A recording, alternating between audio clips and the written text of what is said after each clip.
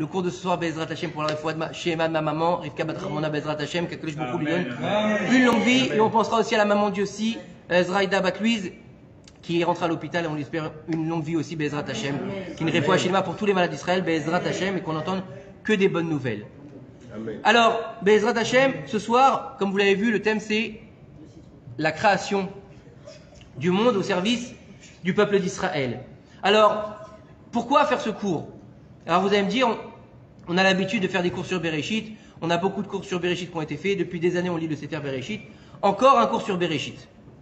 Alors déjà c'est pas une conférence ce soir, on va pas rapporter des textes, on va commencer à philosopher, non c'est pas du tout ça, c'est un cours de Torah, c'est pas une conférence, que ce soit bien clair.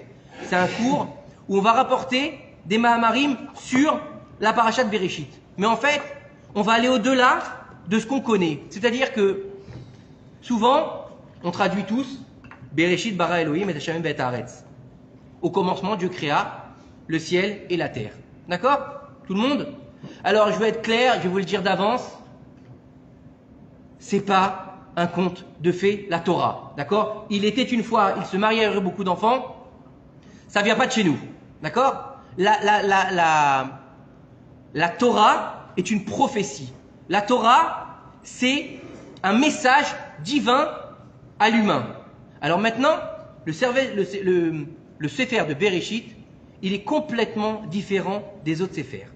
Mais on sait que le Sefer Torah, il est un seul. Même si on a 5 livres, il s'adresse universellement au monde, mais plus à qui? Au peuple d'Israël. À partir de quand on le sait? À partir du Sefer de Shemot. Pas dans le Sefer Bereshit, parce que le Sefer Bereshit, on va dire, c'est une préparation.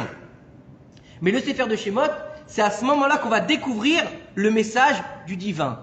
On nous dit tout le temps, à partir du Sefer Shemot, Vaïdaber Hashem, El Moshe, les morts. Hashem, il dit à Moshe, tu diras à qui? Au Béné Israël. Donc celui qui va recevoir le message divin, c'est qui? C'est Moshe. Pour qui? Pour Israël. Donc la création du monde qui est antérieure à la sortie d'Égypte, elle doit s'adresser à qui? À Israël. Donc en fait la création du monde a été faite pour qui? Pour Israël. Maintenant on va le regarder un peu dans le détail. Déjà il faut comprendre que Bereshit bara Elohim, donc la traduction est totalement faussée et fausse. Et il est impossible de comprendre ça comme ça. Parce que si on dit qu'au commencement Dieu créa le ciel et la terre, donc vous êtes d'accord que c'est une notion de temps? Oui ou non? Il y a un commencement, donc il y a un temps. C'est faux. Puisque les astres ont été créés quand? Le 4e jour. Le soleil, la lune et les étoiles sont créés le 4e jour. Quand est-ce qu'elles commencent donc les 24 heures? Au 4e jour. Donc avant ça, où il est le temps? Il n'y a pas de temps. Donc ça peut pas être un commencement. Non, c'est le début du monde. Non? Le début de quoi? T'as un temps? Est-ce que t'as un temps? Est-ce qu'il y a un temps? C'est ce que je dis. C'est ce que je dis. Je dis il n'y a pas de temps. À mettre en place les... Non, même ça c'est faux. Tu vas voir, tu vas comprendre. Vous, attendez, vous venez pour apprendre des choses, donc on va vous donner des nouvelles choses. Si vous voulez pour apprendre des choses qu'on a déjà dites, c'est pas nécessaire. Écoute bien, tu vas comprendre. Bara, c'est quoi? Bara, c'est créer. Mais on parle de quelle création? Ex nihilo. Il n'y a rien avant. Il n'y a rien avant. Est-ce que vous avez déjà vu créer quelque chose tout seul, vous? Vous avez déjà vu un truc, vous rentrez dans votre salon le matin, il n'y a rien, et puis tout d'un coup, il y a une fleur qui pousse. Il n'y a rien. Vous avez déjà vu ça? Ou il y a Pinocchio qui sort de la chambre. À la télé, on voit ça. À la télé, ça s'appelle des effets spéciaux. Ça s'appelle du virtuel. Le ex nihilo n'existe pas pour nous. Donc comment est-ce qu'on peut dire bara? C'est impossible pour nous. On ne peut pas mettre de notion de construction, puisqu'une construction, elle part à partir de Homer. Et là, il n'y a pas de Homer. Ah, on ne sait pas. Oui, mais pas Non, écoutez bien. que, Je vais continuer. Je vais continuer. Après, Elohim. Elohim, c'est qui? c'est un cas de bon. Non, c'est pas vrai. C'est un des actes. Non, c'est pas vrai. C'est faux. C'est faux. C'est faux. C'est un nom. C'est un nom. C'est un nom de Dieu. Il a 72 noms. Donc c'est un des noms de Dieu. Donc est-ce que Dieu, il a créé le monde? Alors on aurait dû dire Elohim bara. Bara Elohim. C'est le Bereshit qui est bara et Elohim. C'est pas l'inverse. Donc on a un problème de, comment on dit syntaxe, c'est ça? Ah, Oui ou non? De grammaire? On a un problème ou pas? D'accord? Et puis on dit que Dieu il a créé le ciel et la terre. D'accord? C'est le début du pasouk. Mais après, donc s'il a créé le ciel et la terre, donc on a déjà un ordre. Un ciel et une terre. On est d'accord? Deux éléments distincts? Oui ou non? Oui. Donc est-ce que c'est ordonné? Oui. Mais juste après on nous dit Va'aretz haïta tohu vavohu. Et la terre, elle était dans un état de tohu bohu. Alors le tohu bohu, c'est un peu compliqué. C'est dans un état qui est fait sans être fait. C'est comme, alors je vais vous expliquer c'est quoi le tohu bohu. C'est comme vous allez chez Ikea, vous achetez des meubles, vous avez 1, 2, 3, 4, 5 paquets, vous les prenez, vous les posez par terre, le glubuc là vous le posez par terre, vous ouvrez tout, et puis là, est-ce que vous avez le meuble? Non, vous avez tout le meuble, mais vous n'avez pas le meuble qui est ordonné. Tohu va vohu, c'est le désordonné qui va se transformer en ordonné. Non, j'ai pas la clé. Il y a des toilettes là-bas.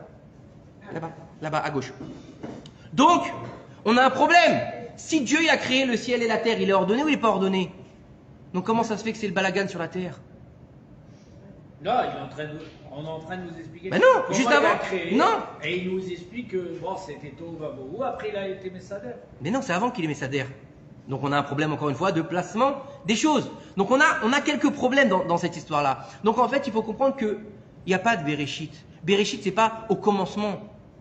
C'est un bête qui va nous amener à pour quelque chose. Donc c'est-à-dire que la création du monde, elle est antérieure à Bereshit ou pas? La création du monde, c'est-à-dire la pensée première d'Akadosh Baruch Hu pour créer le monde, elle est avant Bereshit. Bereshit, on commence de création du monde, donc on peut appeler ça en langage francophone la préhistoire avant Bereshit. En français, c'est la préhistoire avant l'histoire. Mais à partir de quand elle commence l'histoire? À partir du moment où Dieu il va ordonner le monde pour le peuple d'Israël. Mais on n'a pas de peuple d'Israël. On n'a pas de peuple d'Israël. Ouais, parce qu'il n'y a personne. Il n'y a personne. Il n'y a même pas d'être humain. Alors c'est quoi Bereshit? C'est quoi? Alors il faut savoir que on va rapporter ce soir des explications qui nous viennent d'un rave assez jeune, mais Dieu bénisse, assez calé en Torah. Hein? Ouais, il doit avoir une quarantaine d'années, c'est pour ça que je dis assez jeune. C'est pour ça que je me dis que je suis beau gosse, je suis jeune encore. Hein? Non, le Yanouka, je ne le connais pas. Excusez-moi, nous n'avons pas les mêmes amis. Désolé. Chodesh Tov, on est obligé de dire Chodesh Tov ou Mevorach. Chodesh Reshvan, le Chodesh des pluies. Mar Reshvan, on l'appelle, vous savez pourquoi on l'appelle Mar Reshvan, le mois amer de Reshvan? Parce qu'il n'y a pas de fête. Mais il y a quand même, si, il y a quelque chose. C'est le mois des pluies. Et les pluies, c'est la bracha. Donc c'est un mois de bracha. Voilà. Donc 2 jours de Rosh Chodesh si Dieu veut. Donc Chodesh Tov. Alors on va rapporter ce soir des enseignements du Rav Meir Eliyahu. Le Rav Meir Eliyahu, il a, on va dire, quarantaine d'années, je pense, pas plus. Et c'est un géant en Torah. C'est quelqu'un qui va pouvoir vous réciter le Zohar par cœur. Et qui sait exactement où se placent les choses. C'est une lumière en Torah. Et il a écrit un livre qui s'appelle Merkavot Argaman. Et là, il va nous expliquer en fait qu'est-ce que c'est le mot Bereshit. Que en fait, le commencement Dieu créa le ciel et la terre, c'est faux. Que en fait, le mot Bereshit, en fait, c'est une énigme. Le mot Bereshit, c'est des sous-entendus. Tout est sous-entendu dans le mot Bereshit, à tel point que nos sages nous disent que dans le mot Bereshit, il y a non seulement tout le livre de Bereshit, mais toute la Torah Kula, ainsi que tout le Tanakh, et que toute la création du monde, depuis la création jusqu'à la fin, se trouve dans le livre de Bereshit. Pas dans le livre, excusez-moi, dans le mot Bereshit. Dans le mot Bereshit. 6 lettres. 6 lettres seulement. C'est pas plus, c'est que 6 lettres. Il y a du mouvement ce soir, Baruch Hashem. Hein? Bereshit. Alors il nous dit en fait ici le Rav que en fait la Torah elle a commencé par quoi? Par un sous-entendu. Que en fait c'est pour nous insuffler un inyan de sainteté. On va rentrer dans le Kodesh. Avec Bereshit, c'est pas un mot qui est Chol, c'est un mot Kodesh, c'est un mot de sainteté. Il va y avoir dans la Torah, il faut savoir que dans la Torah, il va y avoir des mots qui sont faits en hébreu, bien sûr, mais certains qui sont aussi dits en araméen. D'accord? Comme, par exemple, dans la paracha Bereshit, le premier mot araméen de la Torah, c'est quoi? C'est Chava. Chava, c'est un mot qui est araméen. Parce que s'il aurait dû l'appeler en hébreu, elle se serait appelée Chaya. D'accord? Et il faut savoir que, écoutez ce chidouche extraordinaire que j'ai. C'est le même nom. C'est le même nom. Un c'est en araméen, un c'est en hébreu. Écoutez bien ce chidouche extraordinaire que j'ai écouté du Rav Cherki ou Cherki du Mahon Meir, je ne sais plus comment il s'appelle exactement. Cherki, merci. D'accord? Il dit que, regardez, il dit que la Bible, entre guillemets, c'est le livre qui est le plus connu au monde. Mais il dit que il est même plus connu que la Torah. Mais que la Bible, c'est pas la Torah. Il dit parce qu'en fait, au jour de Matan Torah, la Torah a été donnée en hébreu, en araméen, en arabe et en latin.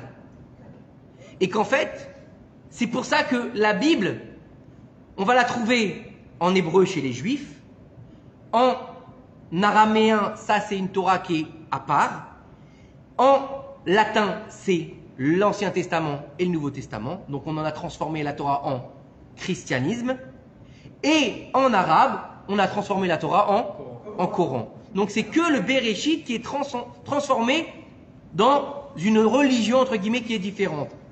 Ça n'a rien à voir en fait avec nous. Donc en fait, on ne peut pas étudier la Bible, on peut étudier que la Torah. Donc d'étudier la Bible, c'est déjà transformer le texte d'origine. Donc exactement, c'est une déviation. Donc ça va donner naissance à quoi? À d'autres religions et à des sectes qui vont se faire appeler comment? Le nouvel Israël. Le nouvel Israël. Qu'est-ce qu'ils revendiquent les chrétiens? Qu'est-ce qu'ils revendiquent les chrétiens? Dieu, il a délaissé le peuple d'Israël, d'accord? Il a choisi son fils le Messie, et pour faire le nouvel Israël, l'Ancien Testament, le Nouveau Testament. Il a renié le Nouveau Testament pour faire les Arabes, puisque Mahomet a eu la prophétie de Dieu. Donc on voit bien que derrière tout ça, on se prend pour qui? On se prend pour nous en fait. On se prend pour nous en fait. Donc ça, c'est un truc qu'il faut comprendre. Et là, le Rav, il nous dit dans le mot Bereshit, ça doit nous amener à comprendre ce que veut Akadosh Baruch Hu de nous. Et comment servir Akadosh Baruch Hu. Le bet, c'est le bitachon. On doit avoir confiance en Akadosh Baruch Hu. Et qu'on ne doit pas avoir besoin de comprendre ce qu'il y a avant le bet. Parce que c'est un long chemin, il est fermé derrière. C'est un long chemin qu'on n'a pas forcément besoin de comprendre. C'est-à-dire qu'on va passer de Bereshit jusqu'à la fin du Sefer Torah, jusqu'à aujourd'hui. Il y a eu beaucoup de choses qui se sont passées dans la vie. Fais confiance à Dieu. Ne cherche pas à savoir au-delà de ta compréhension et de ta connaissance, parce que de toute façon, tu ne pourras pas comprendre. Puisque le livre de Bereshit, il commence par Bet. C'est 2. Et le Aleph, c'est 1. Comment est-ce que tu peux comprendre l'unité alors que toi, tu es dans la dualité? C'est impossible. Donc tu ne pourras jamais comprendre Dieu correctement. Donc tu ne pourras que essayer d'avoir une interprétation de ce qu'il veut. Donc laisse-le faire. Bitachon BHM. Ça, c'est le Bet. Ensuite, on a le Resh. Le Resh, c'est que pour comprendre Bereshit, tu veux comprendre les écrits, tu veux comprendre ce qui se passe dans la Torah, tu veux ne pas dire de bêtises, ne pas rendre taref ce qui est kasher, ne pas rendre kasher ce qui est taref, ne pas dire tamé tahor, ne pas dire c'est permis à Shabbat alors que c'est pas permis, fais-toi un rave. Et c'est ce rave qui va t'expliquer le texte. En hébreu, pourquoi en hébreu c'est important? Parce que déjà, à partir du moment où on traduit, on interprète. Donc l'interprétation n'est pas exacte. Et je peux vous dire, en ayant fait l'expérience vraiment, depuis quelques années en faisant des traductions, le texte originel en hébreu et la traduction, c'est complètement différent.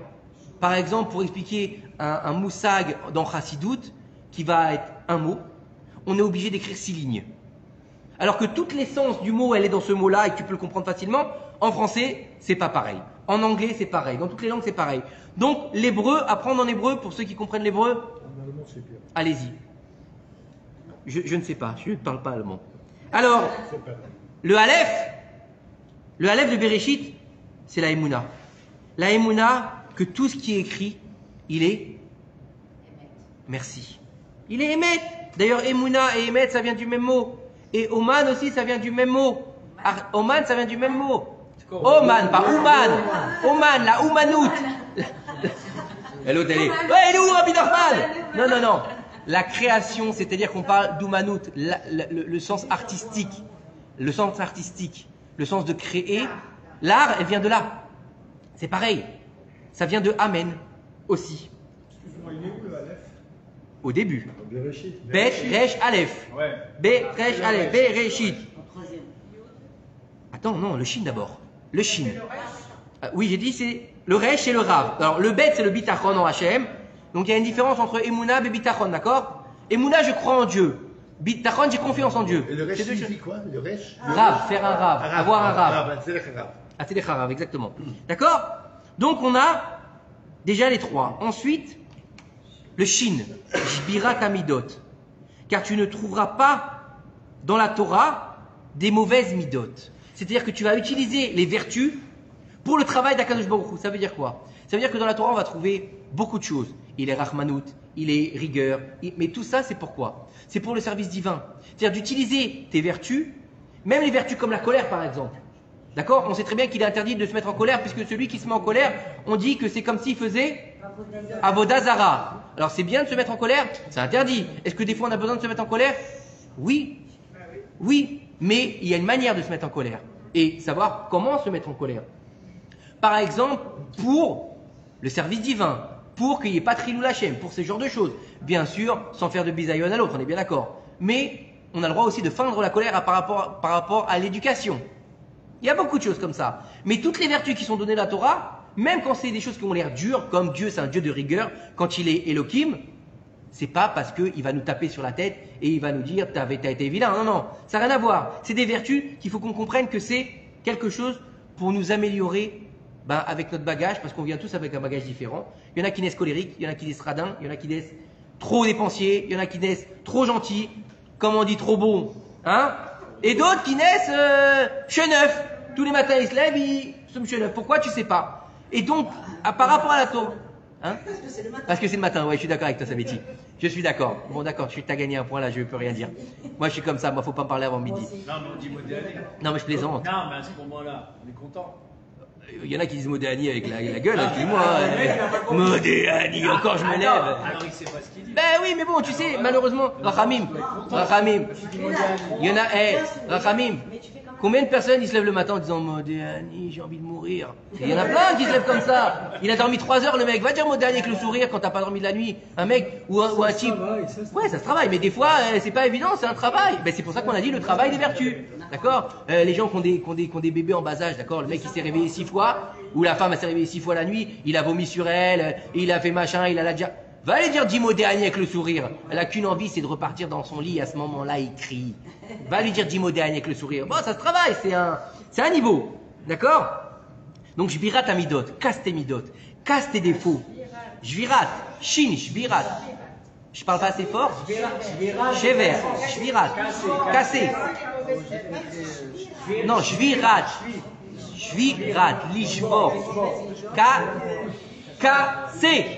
Laissez-moi avancer et parlez moins fort parce que vous voyez que ça résonne beaucoup. C'est peut-être pour ça que ça ne s'entend pas. Ensuite, on passe au Yud de Bereshit. Yirat Shamaim.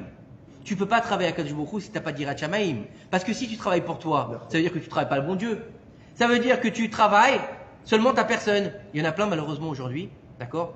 Et malheureusement aussi chez les rabbanim, qui connaissent beaucoup de choses, qui donnent des cours aussi, mais malheureusement, il manque la Yirat Shamaim. Ils font tout ça pour qu'on leur embrasse la main, pour qu'on leur donne du kavod, pour qu'on leur fasse un chèque. Et ça, c'est un grand problème dans notre génération. Il faut le savoir. Il faut savoir que malheureusement, dans notre génération, il y a beaucoup de gens qui sont habillés en rabbin, mais qu'à l'intérieur, ils sont tout sauf rabbins. Ils sont plus businessmen que rabbins. Et ça, il faut faire attention.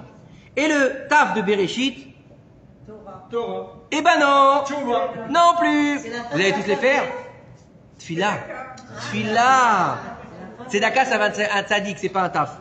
Tefila, pour pouvoir réussir et mériter d'apprendre, il faut prier. C'est pas inné, vous croyez que quoi? Parce que tu vas apprendre la Torah, alors ça y est, tu vas t'en rappeler. J'ai appris, j'ai un rave, j'ai la Yirat Shamaim, j'ai tout ce qu'il faut. Mais si je prie pas Kadosh Baruch Hu qui m'aide à m'ouvrir le cerveau, jamais de la vie. Combien on a vu d'histoires de rabbanim? Combien de rabbanim qui avaient étudié des années, qui n'arrivaient pas à retenir quoi que ce soit de la Torah. Vous connaissez toute cette histoire avec Rabbi... c'est Rabbi... Non, c'est pas Rabbi Akiva. Je ne sais plus comment il s'appelle. Qui répétait la leçon 40 fois au jeune homme. Il lui répétait 40 fois. Il y a Rabbi Israël qui dit ça. Non, il a répété 40 fois la leçon à l'enfant. À chaque fois, il devait le répéter 40 fois. Et l'autre, il n'arrivait pas à retenir. Et jusqu'à qu'il a prié pour qu'il retienne. Même Rabbi Akiva, quand il a pris cet enfant-là qui n'était pas circoncis, que son père, il avait été, qui travaillait aux impôts et qui faisait du mal aux Juifs, pour lui apprendre le Kaddish, il a dû prier pour que la Torah rentre en lui. Il a prié, il a jeûné pendant 40 jours, Rabbi Akiva. Donc, c'est pas inné, la Torah. Donc, il faut recevoir la Torah. Pour recevoir la Torah et la garder surtout, d'une, il faut la réviser, et il faut prier à Kadosh Baruch Hu qui nous ouvre l'esprit et la sagesse, et travailler notre esprit aussi, c'est très important. Il faut comprendre que tout ça, c'est juste dans un mot Bereshit. Maintenant, Bereshit, il faut savoir que, on va faire une petite parenthèse, c'est que Bereshit, le bet, vient nous apprendre une notion de pour. B, c'est ke bishvil, pour quelque chose. C'est pas Bereshit, c'est pas au commencement, c'est pour un Réchit. Et là, la signification, pour un but. Donc la signification du verset, elle change totalement. Pour quelque chose, Akadosh Baruch Hu, il a créé le monde. Est-ce que là, on commence à comprendre? Donc c'est pas au commencement, c'est pour quelque chose. Dieu, il a eu besoin de mettre en place le système dans lequel on vit, avec des animaux, avec des oiseaux, avec des rivières, avec de la terre, avec de l'eau, etc. Avec le ciel et la terre. Pour nous. D'accord? C'est qui nous? C'est qui Réchit? Alors il faut savoir qu'il y a 5 Réchit. 5 Réchit. Il y en a qui disent 7. D'accord? Réchit. 5 Réchit. 5 prémices. D'accord? On va y aller sur 5, pas sur 7. D'accord? Le premier Réchit, c'est Bereshit, Bara, Elohim. Donc, on appelle ça la terre. Et je dis bonjour aux gens derrière. Bereshit, c'est quoi? Le premier Réchit, c'est la terre. C'est la planète Terre. C'est le monde. Parce que, regardez bien quelque chose. Excusez-moi. Normalement, on aurait dû dire Bereshit, Bara, Elohim, et Aolam. Aolam, il n'y a pas d'Olam. Le mot Olam, on dit monde, non? Il est où le monde? Vous pouvez chercher dans toute la paracha Bereshit, il n'y a pas marqué Olam. Olam, ça vient de Ne'elam, se cacher. Dieu, après qu'il ait créé le monde, il s'est caché. Et qui est-ce qu'il a laissé diriger le monde? La création. La création qui est devenue lui-même un créateur. Un petit créateur. On dit que l'homme, c'est un monde en soi. D'accord? Mais j'ai pas fini. C'est juste le début. Ça vous plaît pour jusque-là, ça va? Tout va bien? Tout le monde suit? Il y a des questions? Je n'ai pas trop compris. Akadosh Baruch Hu, il a créé le monde. D'accord. Et après, il s'est caché. Et qui c'est qui a continué? L'homme. On va y venir. J'y viens. J'y viens. L'homme, il fait tape. J'y viens. Tu vas comprendre pourquoi le monde il a été créé. Mais ça, tu ne le sauras pas le premier jour, pas le deuxième jour, mais juste le 7e jour. Je sais pas pourquoi, parce qu'il a attendu. Attends, j'arrive. Mais si on n'avance pas, ça va être difficile. Allez. Alors, ça leur plaît beaucoup derrière. Ça leur plaît beaucoup derrière l'écran. On leur passe le bonjour aussi à tous. D'accord? Dans le mot Bereshit, on a 6 lettres qui vont nous sous-entendre les 6 jours de la création. Et le Shabbat, il est dans le mot Bereshit en soi. Vous prenez Bereshit, vous avez le Shin, vous avez le Bet et vous avez le Ta, ça fait Shabbat. 6 lettres qui font la semaine et un mot complet qui est à l'intérieur du mot Bereshit. D'accord? Et il nous dit ici que tout ce qui a été créé dans la création, il ne tient que pour la Torah. Comme il est écrit, Imlo beriti yomam balayla chukot shamayim baretz lo samti. Ça veut dire quoi? Ça veut dire que Dieu il nous dit que l'alliance qu'il a fait avec que le monde soit créé, c'est pour que en fait on respecte du jour et la nuit, on étudie quoi? La Torah. C'est pour ça en fait que quoi? Qu'il y a le décalage horaire. Vous n'êtes jamais posé la question pourquoi il y a le décalage horaire? Quel intérêt du décalage horaire?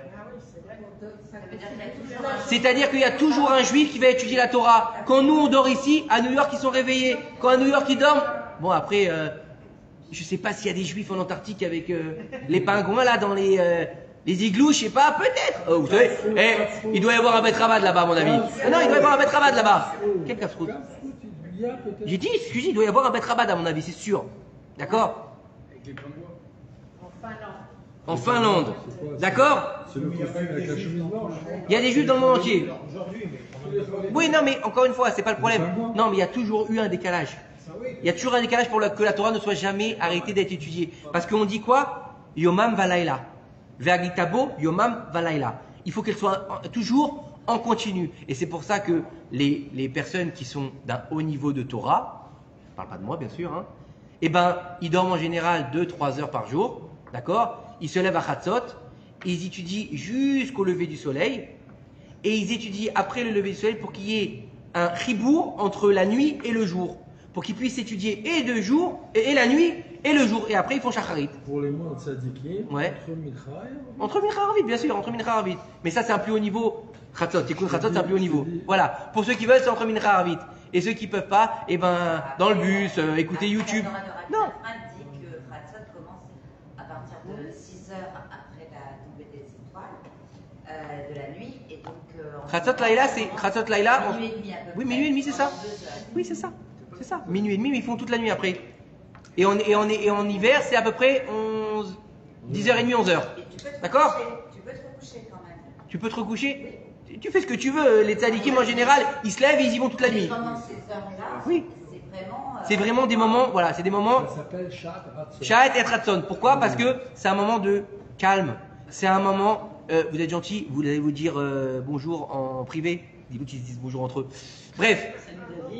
Ben oui, je t'ai dit, ils sont fous ici. Ah non, tu m'envoies pas des messages. Hein. Ah non. Arrêtez, hein. Laissez-moi faire le cours Non mais, de notre rat. c'est en direct. Ouais, non mais, non mais Betty, il faut qu'elle ait son écran. C'est en direct. Ça s'appelle une mise en abîme. Ça s'appelle une mise en abîme. Faut faire des commentaires. On continue. Donc, C'est pas mon truc, c'est Donc ça veut dire que, qu'est-ce que ça insinue? Ça insinue à l'homme qui doit étudier tout le temps, aussi bien la nuit que le jour, et le Shabbat aussi. Il n'y a pas de inyan de ne pas étudier la Torah le Shabbat. C'est pour ça que le Shabbat, le mot Shabbat, il est directement dans le mot Bereshit, et que les 6 jours aussi, ils sont dans le contre des lettres de Bereshit. Vous comprenez un peu le niveau? Et on dit que celui qui étudie la Torah le Shabbat, c'est comme si, ici il étudie 1 heure, et lui est compté comme 1000 heures. Ça veut dire que tout ce que tu vas étudier la semaine, si tu étudies 1 heure le Shabbat, une mine en abîme, il y a blid. C'est plus que toute la Hein? semaine. Hein. Voilà. Donc, je vous recommande d'étudier le Shabbat. Voilà. Bref, on continue. Alors maintenant, je voudrais qu'on rentre dans un sujet un peu plus compliqué et un peu plus spécial, mais c'est très important de le dire, parce que ça fait partie de la création du monde. Vous savez que à la création du monde, vous savez que tout est dans la paracha Bereshit. Par exemple, aujourd'hui, on nous casse la tête avec quoi? L'égalité des hommes et des femmes. D'accord? Bah franchement, nous les juifs, on n'a pas attendu mai 68 et la crise qu'on a eue ces derniers temps pour avoir l'égalité entre l'homme et la femme. Dans la Torah, il y a marqué que Akadosh Baruch Hu bara et Adam zachar ou nekeva.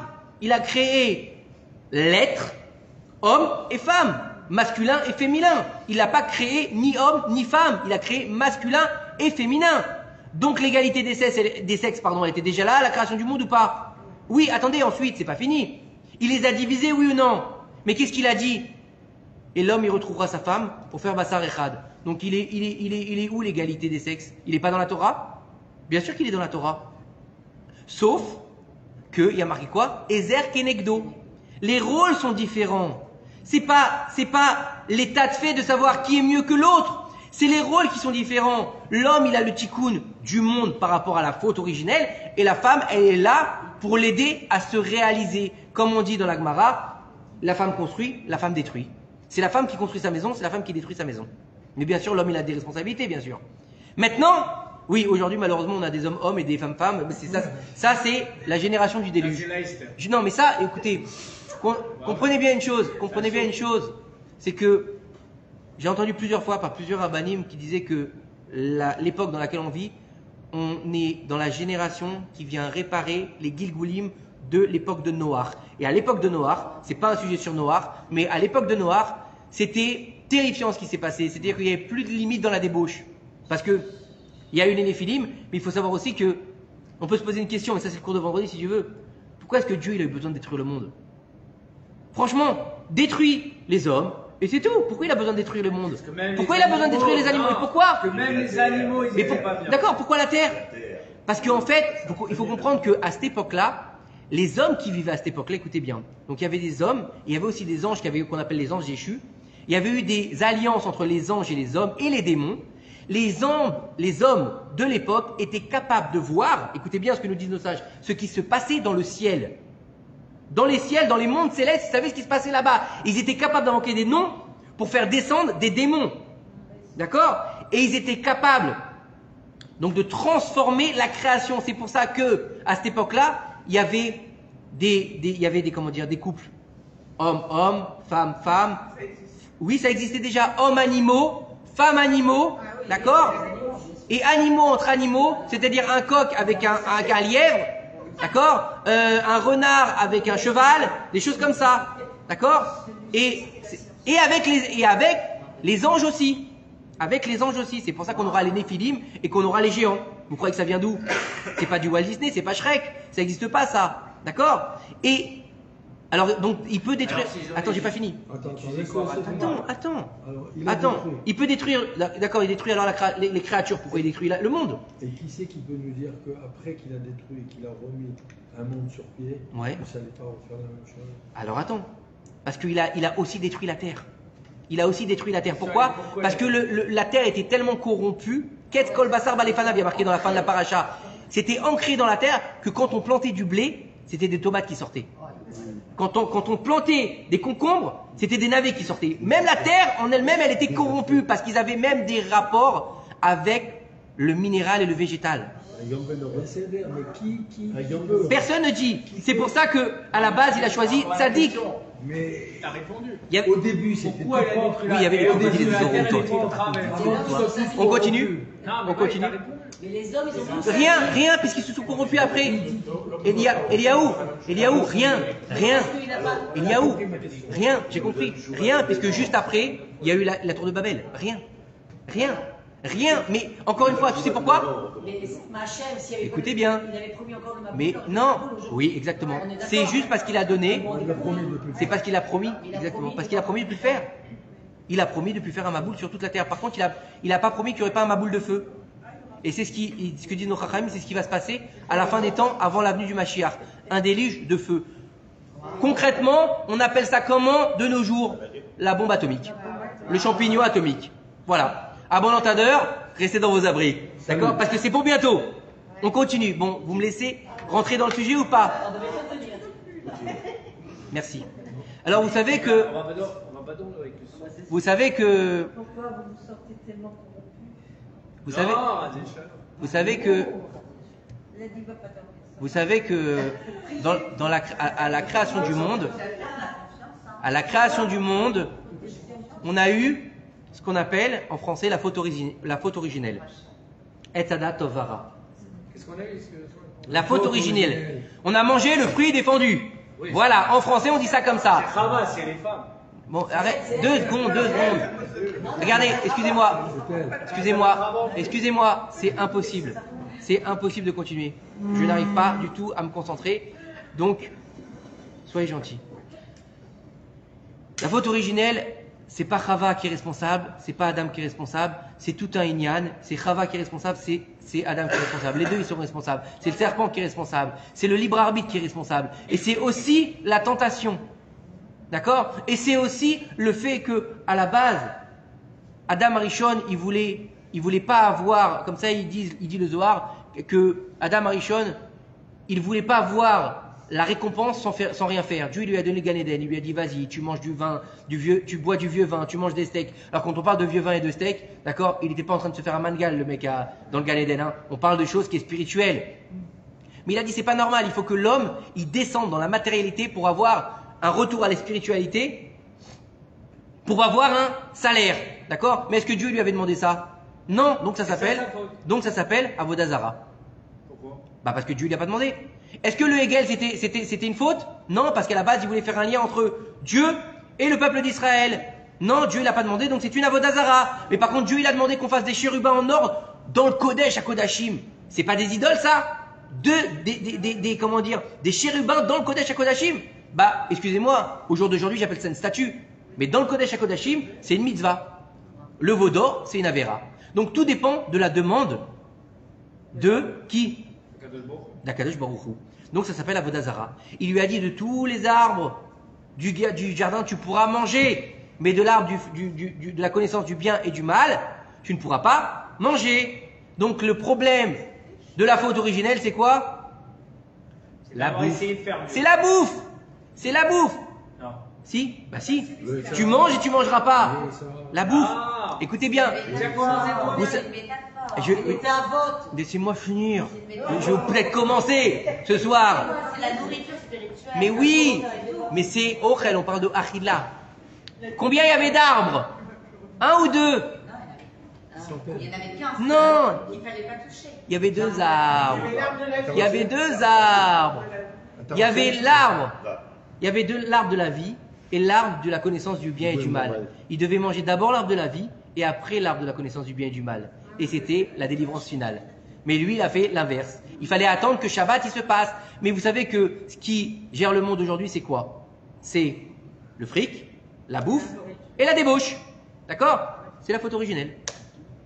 Après, oui. Avant. Non, non. Pendant. Écoutez bien. Bon, vous êtes avec moi ou pas? Écoutez bien. Bereshit. Écoutez bien. Avant, pendant. Exactement. Oui, mais on a d'abord- Écoutez bien. Ah, si vous arrêtez de me couper, on va peut-être pouvoir avancer. C'est un peu compliqué. C'est pas une étude qui est. C'est pas, on n'est pas là pour rigoler, c'est des mots de la Torah quand même. Je veux dire, Non, si on rapporte ça, Rahamim, si on rapporte ça avec un langage d'aujourd'hui, c'est parce qu'il faut que ce soit compréhensible. D'accord? Mais c'est très important ce qu'on dit ce soir, c'est pour comprendre différemment la création du monde. C'est pas une création du monde Stam, Bereshit, Bara Elohim et Tohu Vavu. Ça c'est bien pour les enfants. Ça c'est bien pour raconter à nos enfants, Dieu il a créé le ciel et la terre, fais-moi un dessin, les ténèbres et la lumière. Mais non, puisque rien que quand il a créé la lumière, Dieu, qu'est-ce qu'il a dit? Vaihi or. Vaihi or, d'accord? Vaihi c'est un langage de tsar. De tristesse. C'est un langage de tristesse. Mais Dieu, il aurait dû être content. Je crée la lumière. Veaya or, on aurait dû dire Veaya or, pas Vayehi or. Pourquoi Dieu, il n'est pas content de créer la lumière? Parce qu'il a su que les Réchaïm, ils allaient venir dans le monde et qu'ils ne devaient pas mériter cette lumière. Et donc, la première lumière, celle qu'il a dit Vayehi or, qui s'appelle Or Haganouz, elle a été cachée pour les tzadikim dans le Olam Haba. Donc, il ne peut pas faire. Il est triste, pourquoi? Parce qu'il ne peut pas faire diffuser sa lumière au monde entier. Vous comprenez? Donc tout ça, c'est des insinuations dans le Sefer Bereshit. Ensuite de ça, on a tellement de choses dans le Sefer. La création de l'homme, la création des animaux, la création de la terre, la création des volatiles. Vous croyez que c'est simple, c'est fait comme ça? Non, c'est pas fait comme ça. Tout a été bien réfléchi par Akadosh Baruch Hu.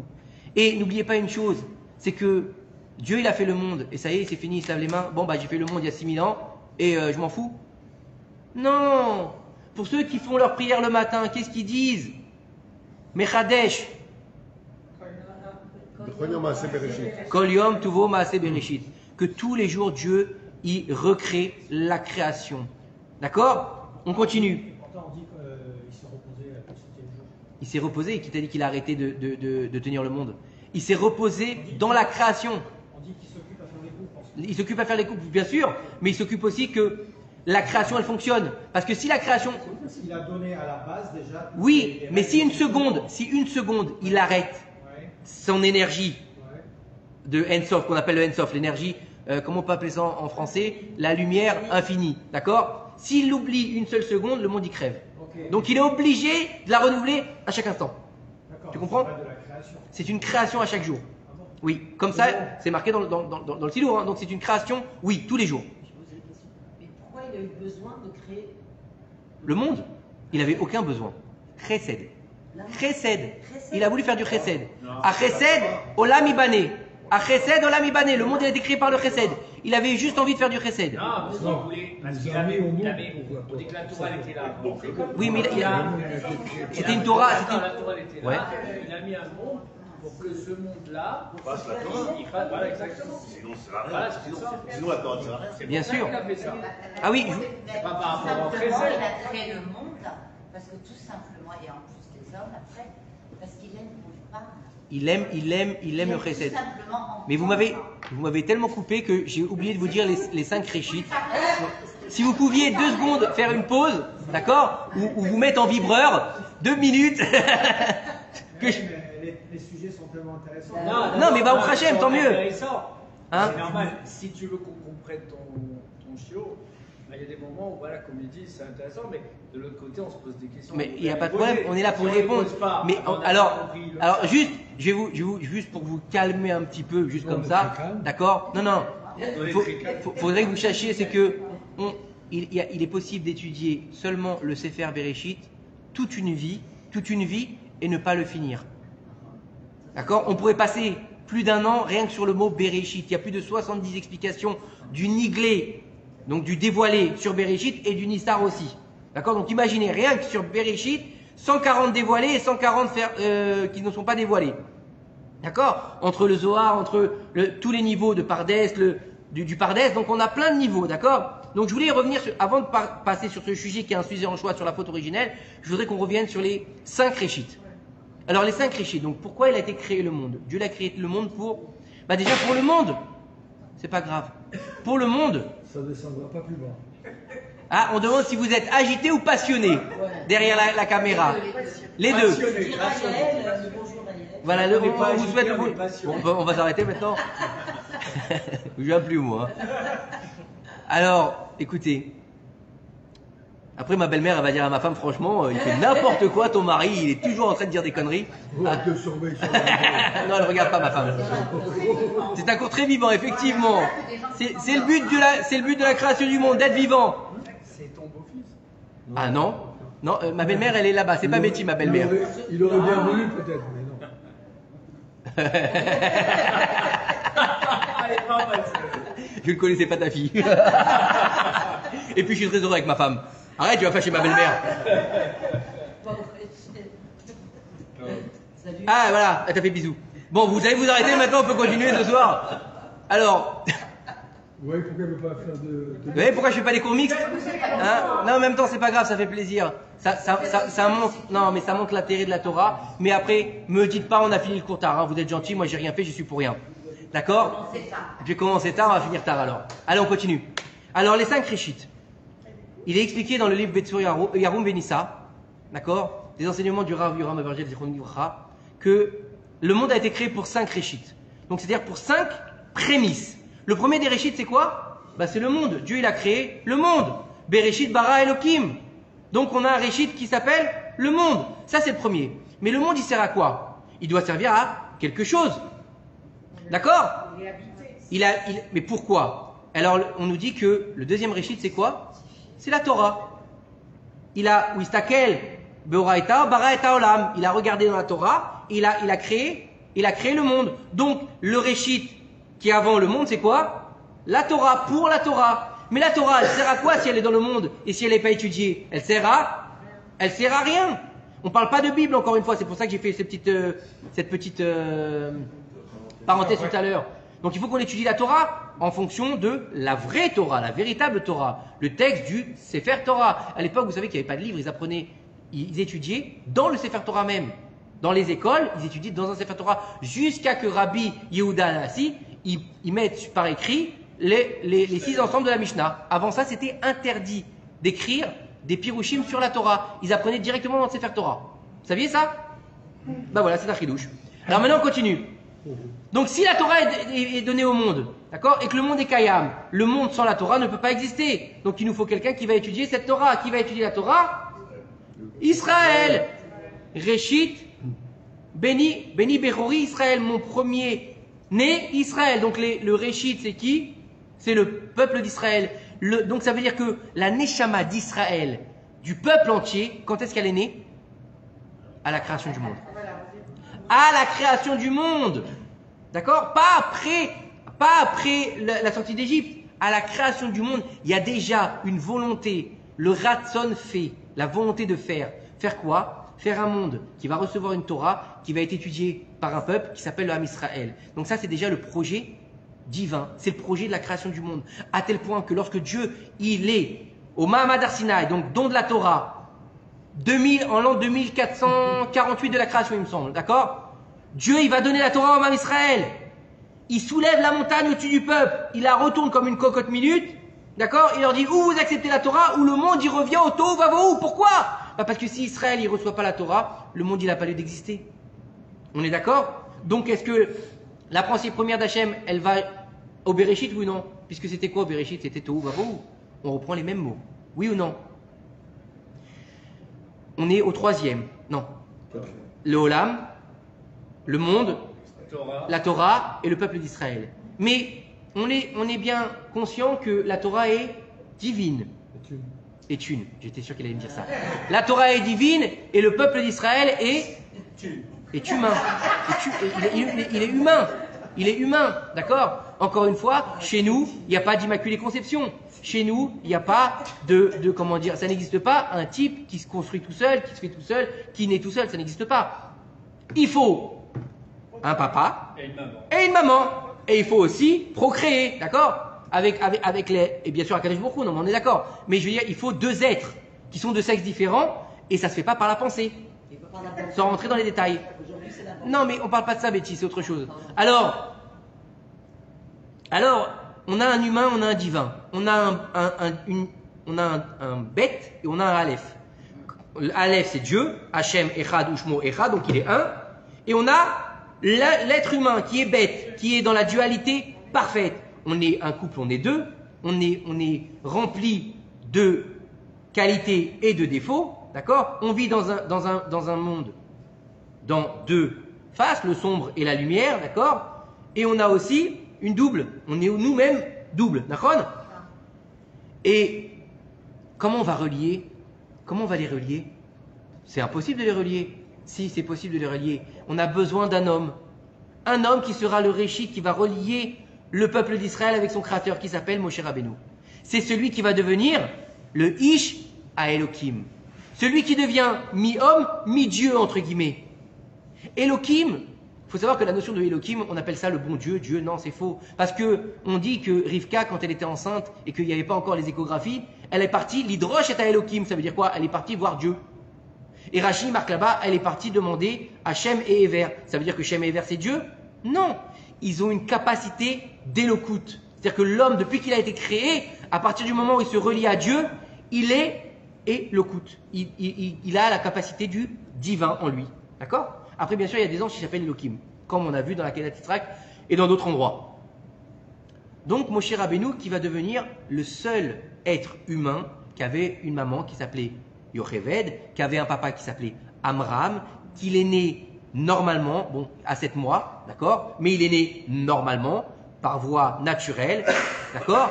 Donc c'est un être humain, et c'est lui qui a réussi à transcender son être pour devenir mi-homme, mi-ange. On va dire ça plus, je préfère le mi-ange, mi-homme que mi-homme, mi-dieu. Je préfère ce yin-là, d'accord. Ish à Elohim, c'était marqué quand ça? Dans la Torah. Donc c'est qui est-ce qui l'a dit ça? Akadosh Baruch Hu lui-même, c'est celui qui a fait descendre le divin sur terre. Mahamad Arsinaï, qui est-ce qui a donné la suite des 10 commandements? Des 10 paroles plutôt? Moshe Rabbeinu. Qui est-ce qui a fait sortir le peuple d'Égypte? Moshe Rabbeinu. Qui c'est qui va leur donner? Mais attends, excuse-moi. Avant Moshe Rabbeinu, il y a quand même une période où tous les hommes et les femmes de cette époque-là, Oui. c'était des gens qui étaient déjà très connectés. Il y a une Torah? Non. Non. Il y a une Torah? Non. Il y a un peuple? Non. Il n'y a pas de peuple et il n'y a pas de Torah, donc il n'y a pas de Bnei Israël. Et il n'y a pas de Torah. Donc, tu sais comment Abraham mettait les tefilines? Non. Comment on met les tefilines? Comme aujourd'hui? À l'époque, on n'avait pas besoin de filles. Ah bon? Qui t'a dit ça? Le Midrash, il nous dit... Abraham, Le Midrash, alors tu te trompes, le Midrash nous dit qu'Abraham Avinu mettait les tefilines. D'accord? Et que dans la Torah même, c'est marqué qu'il a demandé à Sarah de faire des matzot. Pourquoi il fait des matzot? Pourquoi il fait pas du pain? Pourquoi il fait des matzot? Bah parce que c'était Pessah. On nous dit que Adam Arishon, le premier homme, d'accord, le 14 Iyar, il a demandé à Caïn et Evel de faire un korban. D'où l'histoire de Caïn et Evel, qu'ils ont fait un korban. Pourquoi ils ont fait un korban? Parce que il leur a dit, le Midrash il nous raconte que Adam Arishon et ses enfants, dans le futur, les Bnei Israël, ils vont amener le korban Pessah ce soir-là. Donc c'est le jour du 14 Iyar, donc amenez 14 Nissan, pardon. 14 Nissan. Donc vous deux, vous amenez un korban chacun. Non, il a dit à Caïn et Evel, il a suivi. Et donc ils ont amené un korban pour le korban Pessah. Donc ça veut dire qu'ils avaient déjà la Torah. Non, non, Ils connaissaient déjà la Torah. non, à l'heure. Ils avaient déjà. Ah, il y avait la brite, oui. Mais encore une fois, D'accord. c'est. Mais ça, c'est la Torah. Non. C'était déjà du spirituel. Non, mais elle n'est pas matérialisée. À ce moment-là, tu n'as pas la mitzvah. Tu n'as pas le Shabbat. Regarde, Il n'y a pas de notion de temps. il n'y avait pas de notion de. Non, il n'y avait pas de notion de Torah qui est Dans le temps. diffusée Dans et le temps. comment dire et Commandé, qui donne qui, la- voilà, qui est un code civil. Il n'y avait pas de code civil au peuple. Non, ils avaient un niveau qui n'était pas. Écoutez-moi, écoutez-moi. Au Mahamad Arsinaï, non, écoutez-moi, si vous voulez une réponse. Au Mahamad Arsinaï, on a comment dire, une prophétie qui est établie. C'est-à-dire qu'on a un code civil qui va être donné au Bnei Israël. D'accord? Le code de la Torah, il est donné physiquement. Physiquement, qui s'appelle les 10 commandements. Il est donné au Ham Israël. On a une loi qui va être donnée par Moshe. On a des lois à partir de la sortie d'Égypte. Achodesh, Azeh, Ilachem, Rosh Chodashim. D'accord? À partir de là, on a commencé à avoir des lois. D'accord? Tu vas dans tout le Sefer Bereshit, il n'y a pas de loi. Il y a 3 lois, c'est tout. 3 dans tout le Sefer. C'est le plus gros Sefer.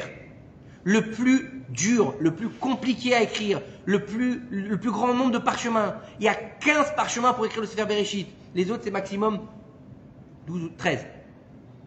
Il y a 3 Pérourou, faites des gosses, d'accord? Faites la Brit Mila et ne mangez pas le nerf sciatique, c'est tout. C'est tout.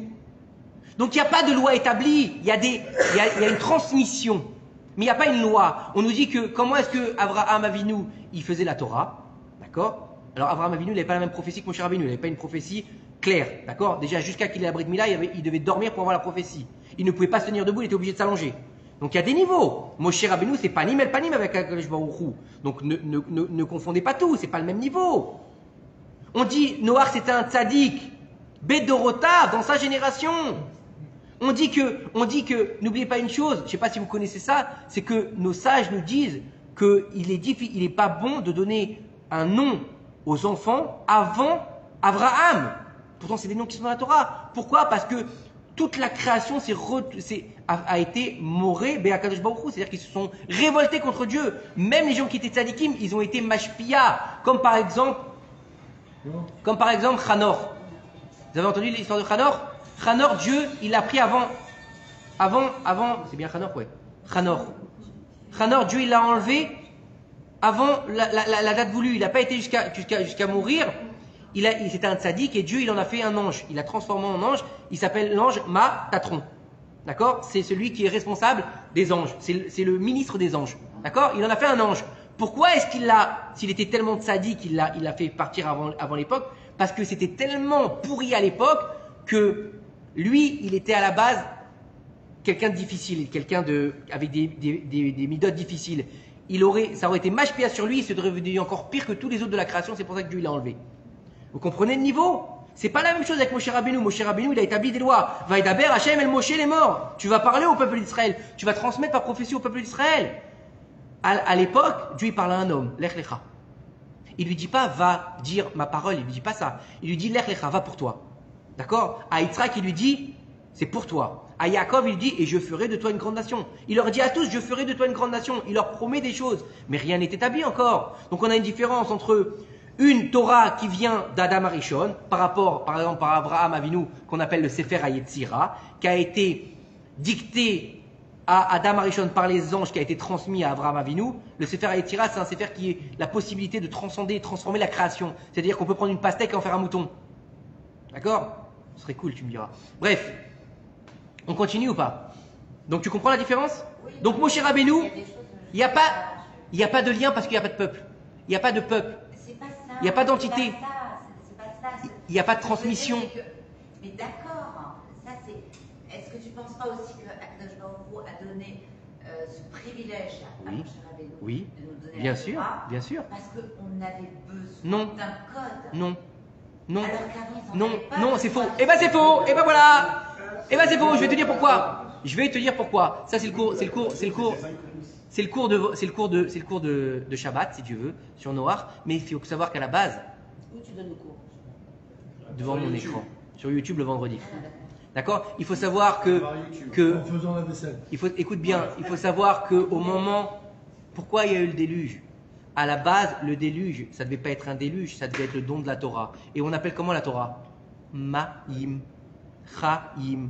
Donc à la base, même si vous pouvez voir les Farshim, qu'est-ce qu'ils disent? Que à la base, le déluge c'était quoi? C'était une pluie de bénédiction. Ça devait être le don de la Torah. Et comme ils n'ont pas voulu, ça s'est transformé en déluge.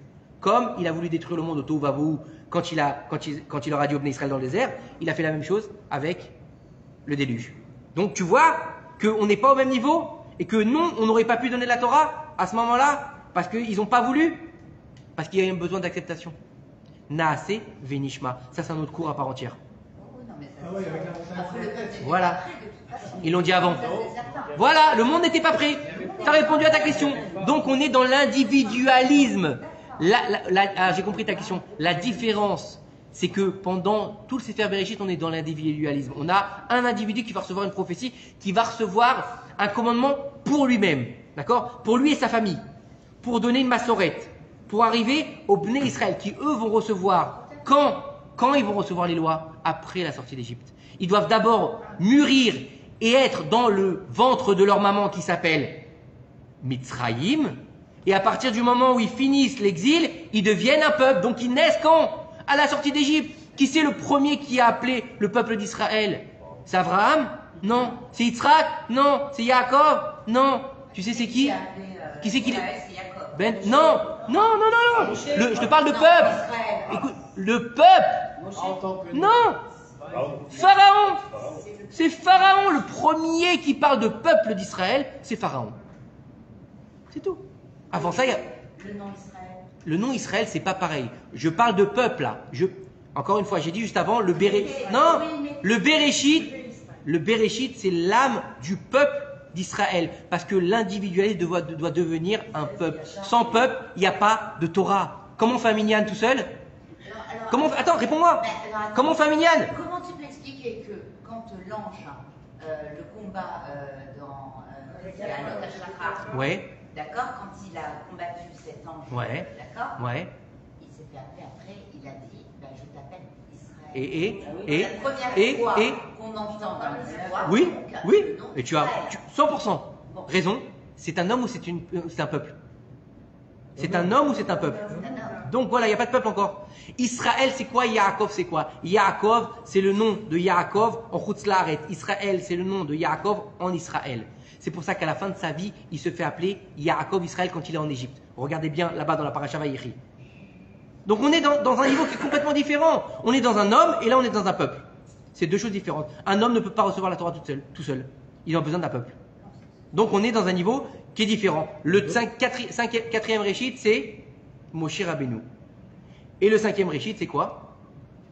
La crainte du ciel. Yirat Hashem. Réchit Chochma, Yirat Hashem Italal. La première pensée, c'est la crainte du ciel. Parce que sans crainte du ciel, on ne peut pas ni croire en Moshe Rabbeinu, ni croire en la Torah, ni étudier la Torah, et ni croire que Dieu, il a créé le monde, parce qu'on croit que c'est qui est-ce qui a créé le monde? C'est moi! C'est moi! C'est les singes, ouais, qu'on descend du singe. D'accord. Bah, chacun sa famille, hein. Eux, ils descendent du singe, nous, on descend d'Adam Marichon. C'est bien, non? Qu'est-ce que t'en penses? Moi, j'aime bien. Je préfère dire que mon ancêtre, il savait déjà marcher debout plutôt. Quoique, aujourd'hui, on peut se poser la question, hein, tu me diras. Hein. Quoique, si vous savez, la Gemara nous dit que. C'est encore des parenthèses, mais vous me lancez sur plein de sujets, c'est dommage. C'est dommage et pas dommage, mais on s'écarte un petit peu. En fait, on n'a rien demandé. Il faut savoir que la Gemara nous dit qu'à l'époque de la tour de Babel, donc tour de Babel, parachat de Noach, parachat de la semaine prochaine, ils se sont fait une tour de Babel pour se révolter contre Akadosh Baruch Hu. Et étant donné qu'ils étaient en hardoute, Dieu n'a pas pu les détruire. Pourquoi? Parce qu'ils étaient ensemble, tous ensemble, une même langue, un même but. Donc Dieu n'a pas pu les détruire. C'est pour ça qu'il les a dispersés sur la terre. Et en fait, on nous dit que non, c'est pas vrai. Il n'y a pas eu que la dispersion. Il y a eu plusieurs niveaux de punition.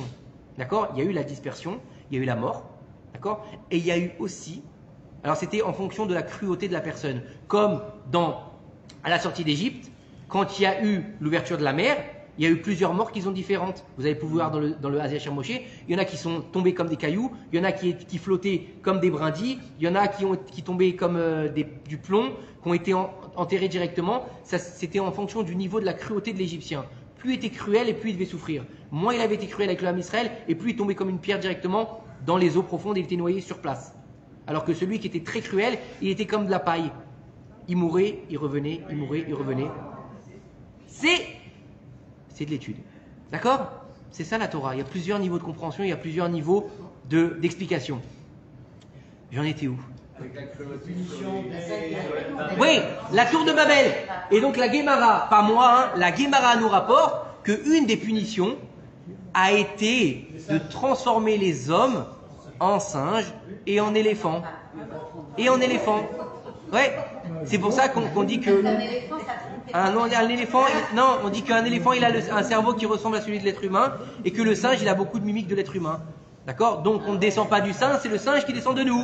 On remet les choses à leur place, d'accord? On continue. Donc on a fini avec les Réchit, le dernier c'est la crainte du ciel. Pour pouvoir croire qu'Akadosh Baruch Hu, il a créé le monde. Ça vous va jusque là? Donc c'est pas au commencement Dieu créa le monde, c'est pour ce fameux Réchit, Dieu il a créé le monde. Ok? Jusque là on est d'accord? On a relié le début jusqu'à maintenant? Maintenant, Bereshit. On est toujours dans ce fameux mot Bereshit. La faute originelle, tout le monde connaît ou pas? Ce qu'il y a de bien, c'est qu'on peut crever de soif aujourd'hui. Ça fait plaisir. Non, mais il y a Non, qu'on te serve. je veux bien. Ouais, bah c'est un peu difficile de servir en même temps. Non, mais je voulais. Non, d'habitude, on me. Mais je vais le Ah, faire, c'est parce qu'il n'y a mais pas. c'est Ah, parce qu'on est un. Il y a les femmes, on a un peu honte. Avec la belle-mère, on va se- Ah, il y a ma belle-mère, c'est Ah, pour bah, ça. va Ouais. aussi, ce soir. Tu bois pas. Non, je bois pas ce soir parce qu'il y a ma belle-mère, c'est pour ça. Après, on va dire à ma femme. Merci. Et. Bon, la faute originelle, tout le monde connaît la faute originelle ou pas? Bon, je fais un petit récapitulatif rapide. Hein. Il n'y a pas de pomme. Ça s'appelle Apple, d'accord? Non, il n'y a pas de pomme dans la faute originelle. Nos sages nous disent que ou c'était de la vigne, ou c'était du blé, ou c'était de la figue, puisqu'ils se sont après fait des habits de figue, d'accord? Avec ce que tu as fauté, tu vas te faire des habits, d'accord?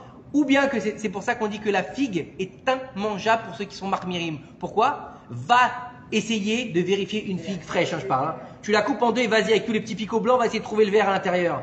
Donc étant donné qu'elle est tellement invérifiable, pourquoi? Parce que c'est le fruit de la faute originelle, comme ça nous disent nos chachamim. D'accord? On continue.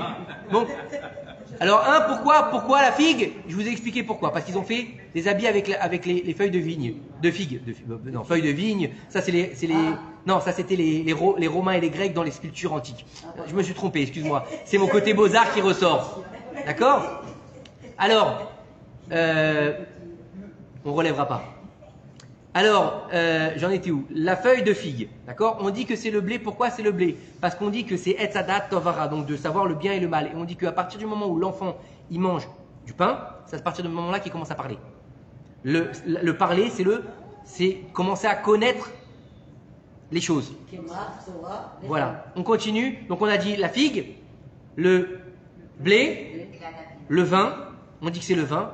Pourquoi le vin? Parce qu'elle lui a donné un jus, c'est pour ça qu'il a pris le Etz Hadat Tovara. Et pourquoi le vin? Parce que le tikkun qu'on fait toutes les fêtes et tous les shabbats, c'est le vin.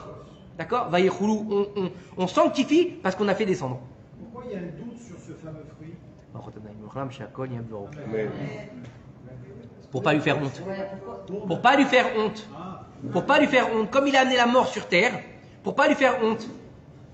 Et on a dit 1, 2, 3. Ok, encore un. Le seul qui s'appelle le fruit dans la Torah, c'est quoi? Le hétrog. Le hétrog. Non, j'en s'en fous d'où. On a fait Sukkot. Quoi? Mais j'ai pas dit Maroc, moi j'ai rien dit, c'est ta femme qui a dit Maroc. Moi j'ai pas dit. J'ai dit un hétrog. J'ai dit. Mais on a dit un hétrog, on n'a pas parlé d'où il vient, du Maroc, de Tataouine-les-Bains, j'en sais rien, je m'en fous. Le hétrog, on dit que c'était le Etz Hadat, et c'est donc le seul qui s'appelle Etz dans la Torah, et c'est aussi le seul fruit sur lequel on a une procession dans les fêtes. Bah oui, vous avez déjà pris une pomme et... Non, à Rosh Hashanah, c'est pas une, non, c'est pas une bracha. Tu as pris la grenade. Quand? Il n'y a pas d'effet pour. Tu prends, non, c'est un symbole. C'est un symbole. C'est pas une mitzvah. C'est pas une mitzvah. C'est différent. Avec le loulav, dans les Arbat Aminim, on a un étrog. D'accord? Imagine, tu dis, bon, bah, j'ai pas d'étrog, je vais prendre une grenade et faire la bracha, tu peux pas. Je vais prendre une orange, tu peux pas. Et prendre une banane non plus. C'est un étrog. Et donc, on a dit la figue, le blé, la vigne, le étrog. La date. Mais non, pas la date. Mais non, pas de date. C'est voilà, 4, c'est ça, 4. Et adat, c'est pas date, adat. D'accord? Oh là là, le et de la date. Bref, voilà le niveau. Donc il n'y a pas de pomme, mais c'est une des raisons pourquoi Apple, son logo, c'est la pomme croquée. Pourquoi c'est la pomme croquée? Parce que le et adat tovara, la connaissance du bien et du mal, elle se trouve où? Qui est-ce qui a vulgarisé Internet? C'est Apple. Voilà. Vous avez encore un ridouche ce soir? Pour l'échec, c'est après. Hein. Je plaisante, le cours est gratuit et il restera Bezrat Hashem. J'ai entendu juste qu'ils avaient consommé 2 heures, enfin, Avant Shabbat. Avant Shabbat. Et que s'ils avaient attendu, on aurait pu sanctifier.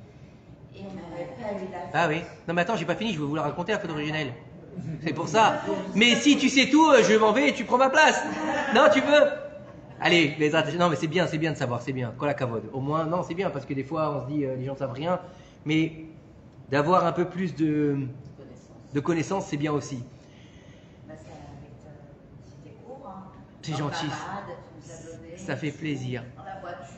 Bah ouais, je suis dans la voiture, dans le mamad, dans la terrasse, dans le truc. Ouais, vous savez quoi? Moi je suis. Voilà. Il est partout celui-là. J'ai dit, regardez, quand j'ai fait Tchouva, j'ai dit, et que j'ai commencé à donner des cours, parce que ça non plus, c'était pas du tout gagné d'avance. D'ailleurs, je devais même pas gagner de cours. Je devais même pas donner de cours. Ben non, je devais pas donner de cours. Pour les premiers qui étaient là au cours, c'était pas moi qui donnais cours. Et je donnais pas cours. On m'a contraint et forcé à donner un cours. Et après, non, déjà on m'a contraint à forcer un cours, donc j'ai donné cours. Et après, j'ai eu une manifestation. Par 2 personnes qui sont là ce soir, ils m'ont fait la manifestation, ils m'ont dit non, la Gemara, laisse-nous tranquille, on n'en veut pas, fais-nous du midrash. Voilà. C'est toi qui as dit ça? Ouais. Ben, ouais, j'étais nul en Gemara aussi, faut dire la vérité. Voilà, il a dit. Voilà, je dis la vérité, j'étais nul et je tâtonnais, j'arrivais pas à parler, et ça me Passe prenait. à autre chose. Voilà, et je suis passé à autre chose et grâce à Dieu, ça fait 7 ans, bah, 7 ans et demi que je donne des cours, 2 cours par semaine, un en présentiel, un le vendredi ou jeudi, ça dépend, sur YouTube, d'accord? Si vous voulez en rajouter, vous parlez avec ma femme. Alors on continue. Etzada Tovara. Comment ça a commencé? Vous savez que, donc déjà, Adam et Chava, ils ont été mariés. Dieu, il leur a fait la choupa. Le Midrash, il est exceptionnel. Je vous invite à lire le Midrash sur le mariage d'Adam et Chava. Là-bas, nous disent que c'est dans nos sages, on va le faire en rapide. Hein. C'était dans le Gan Eden. Et là-bas, dans le Gan Eden, Dieu avait dressé des choupotes, avait dressé une table. Bien sûr, on parle de spirituel. Hein. Il y avait du vieux vin et de la viande. Il lui a donné le Ktoba. Ouais, les anges de service, c'est Dieu même qui les a mariés. Les anges de service accompagnaient les mariés. Ils ont fait des tresses, les anges ont fait des tresses à Chava, ils lui ont tressé les cheveux pour qu'elle soit belle. N'oubliez pas qu'ils étaient nus. Alors quand tu dis qu'ils étaient nus, ils étaient recouverts de la lumière du Oraganouz. Ils n'étaient pas tout nus dans la forêt, là, comme on peut savoir. Non, ça, c'est pas un film, là, d'accord? C'est propre. C'était la lumière divine qui les recouvrait totalement. C'est pour ça qu'après ils ont dit on est nus. Comment ça se fait qu'ils sont nus? Avant ils n'étaient pas nus. Là, comment ça se fait que tu dis Dieu, non, je me suis caché parce que je suis nu. Pourquoi avant t'avais des vêtements? Où t'as trouvé des vêtements? Non, ils étaient nus, mais ils étaient recouverts de la lumière divine, donc ils n'avaient pas honte. À partir du moment où ils ont frotté, il n'y a plus de lumière divine, donc ils sont vraiment nus. Ils étaient heureux, ils n'avaient pas de beaux D'où les feuilles de vigne. D'accord? Non. Non, bah non, ils ont pas. Non, puisque ils ont été tous les deux créés à partir d'Akadosh Baruch Hu. C'est les seuls êtres humains qui n'ont pas de papa et pas de maman. D'accord? C'est les seuls. D'accord? Bon, on rentre pas dans l'ignan de. Il y avait 2 Chava et qu'il y avait un Adam. D'accord? Oui, il y avait 2 Chava. Je te conseille d'aller voir le cours sur Rachel Imenu. Ouais. Quoi, ma? Non, alors ça. Non, dis pas ça, elle va venir après. Tu connais Beetlejuice, tu connais son nom, il arrive. Où c'est qu'on voit ça? Quoi mais ça peut Cours pas. sur Rachel Imenu de l'année dernière, Ascara de Rachel Imenu de l'année dernière. Tu peux aller voir ça. J'explique là-bas qui c'est Rachel, qui c'est Léa. En fait, Rachel c'est Chava 2 et Léa c'est Chava 1. Ah oui. Voilà, oui. Allez voir là-bas, il y a un cours. Franchement, moi, je ne suis qu'une rabbin. Tant mieux. C'est que t'es pas bipolaire, c'est bien. T'as pas besoin de psy. Alors, on continue. J'en étais où? Donc, Dame et Chava, ils se marient et Choupa, Dieu il est marié, Dieu lui-même c'est lui qui fait les Kiddushin. Et on sait qu'il y a une mitzvah pour se marier. C'est donc la Ketouba, c'est les Kiddushin, mais c'est aussi Un aide. de consommer. De consommer, d'accord? Et vous avez jamais remarqué comment on dit souvent elle a consommé le fruit défendu. D'où ça vient? D'où ça vient? Vous croyez que ça vient, toutes les expressions? Mais c'est pas défendu s'ils sont mariés.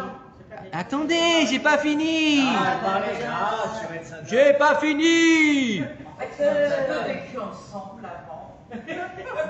3 heures. Vous savez qu'au niveau, Un petit au niveau de la halakha, quand un homme il doit retrouver sa femme, c'est la nuit. Ou si pour X raison ça doit être le jour, bon bien sûr on parle après mikvé, on parle pas sa meuf, hein, on parle sa femme après, d'accord, on parle de, ok on parle, d'accord, mariage et tout ça, d'accord. On a des soudas. Donc ça doit être dans le noir, donc ça doit être la nuit. Et Ils le reconnaissent. on dit ouais tant qu'à faire. Si elle a le voile, c'est comme. Il n'y avait pas d'autre. Ouais, là en même temps, tu voulais qu'il aille. Ouais, tu voulais qu'il aille avec qui? Oh, Marsipulami! Non, Betty, franchement. Mais franchement, il y en avait C'est pas qu'une. mon nom sur le Facebook. Mais si, on dit, allez. C'est Betty, elle dit que t'es Betty depuis tout à l'heure! Elle me laisse pas parler! Je ne fais plus de cours avec les femmes! Avec Betty, ouais! Non, je plaisante. Mais non, je plaisante Betty. Alors, et on sait qu'il a été créé quel jour, Adam Arishon? Le 6e. Donc ça s'appelle vendredi, avant Shabbat. Et donc on a une mitzvah de rentrer Shabbat et d'attendre le Shabbat pour qu'il fasse mitzvah de Shabbat. Et donc il aurait dû aller avec sa femme quand? Pendant Shabbat, le soir, vendredi soir. Mais, attends, j'ai pas fini. Mais Chava, d'accord? On nous dit, écoutez bien ce que nous disent les Chachamim, hein, pas moi, hein, que Sarah Imenou, quand elle est arrivée en Égypte, quand elle arrive en Égypte, toutes les femmes de l'Égypte, pourtant l'Égypte c'était le royaume de la débauche et l'endroit des plaisirs et de la beauté. On nous dit que toutes les femmes d'Égypte ressemblaient à des guenons à côté de Sarah Imenou. Nos sages, hein, pas moi. Hein. Et on nous dit que Sarah Imenou, elle ressemblait à une guenon à côté de Chava. Bah, c'est le Sparishon. Imaginez comment elle devait être terrible, Chava. Une bombe. Une bombe. Ah, tu as oublié ça. Adam Arishon. Bombe. Adam Arishon. Ok, ils sont tout seuls, d'accord. Ils s'ennuyaient sur un malentendu. Ils n'avaient pas de bombe. Ils n'avaient pas de monde. Sur un malentendu, on peut conclure, d'accord. Il a fait le loup de Texavery. Il en pouvait plus. Il n'a pas attendu la nuit. Mais là-bas, il y avait un perfide. Vous avez vu? Un petit serpent. Un petit serpent. Non, c'était pas un petit serpent, c'était un grand serpent. Le serpent de la photo originelle, il était debout. Il avait des jambes, il avait des mains. Et il se tenait debout comme un homme. D'accord? Il était le serviteur d'Adam et Chava dans le Gan Eden.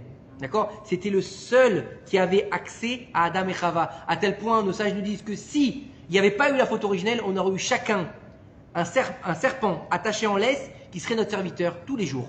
Ça aurait été bien pour faire la vaisselle, hein? Allez, vas-y, T-Rex! Va faire la vaisselle!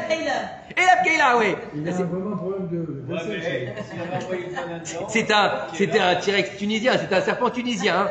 Il s'appelait Persifleur. Le Yetzerara, qui était à l'extérieur de l'homme, il s'est habillé sur le serpent. D'accord? Le serpent, à la base, il n'était pas méchant. Le Samermem, donc le Yetzerara, le Malachamavet, celui qui est pas très gentil, celui qu'ils appellent chez les Goy, le Satan, celui qui a les cornes, là, le bouc, la... Hein? Samermem, même, pas Samernoum. Samermem. Non, Satan. S-N à la fin. Ouais, mais ça c'est en français. Moi je parle en hébreu. Bon, ah ok. Le Le Samermem, le Samernoun, Samer aussi. Bref, celui qui a la fourche et les cornes, avec la queue aussi, d'accord? Celui qui vous attend à l'entrée de l'enfer. Non, c'est pas vrai, c'est pas vrai. C'est pas lui, c'est Abraham Avinu qui attend à l'entrée de l'enfer. D'accord? On va y venir juste après, si vous me laissez avancer. Dieu bénisse. Ce soir, c'est compliqué. On est là sur le milieu. Ben, je sais pas, vous me laissez pas parler, t'es gentil. Ben, écoutez, tu sais quoi, je vais faire comme dans Dynasty, la suite au prochain épisode. Hein? Si tu veux?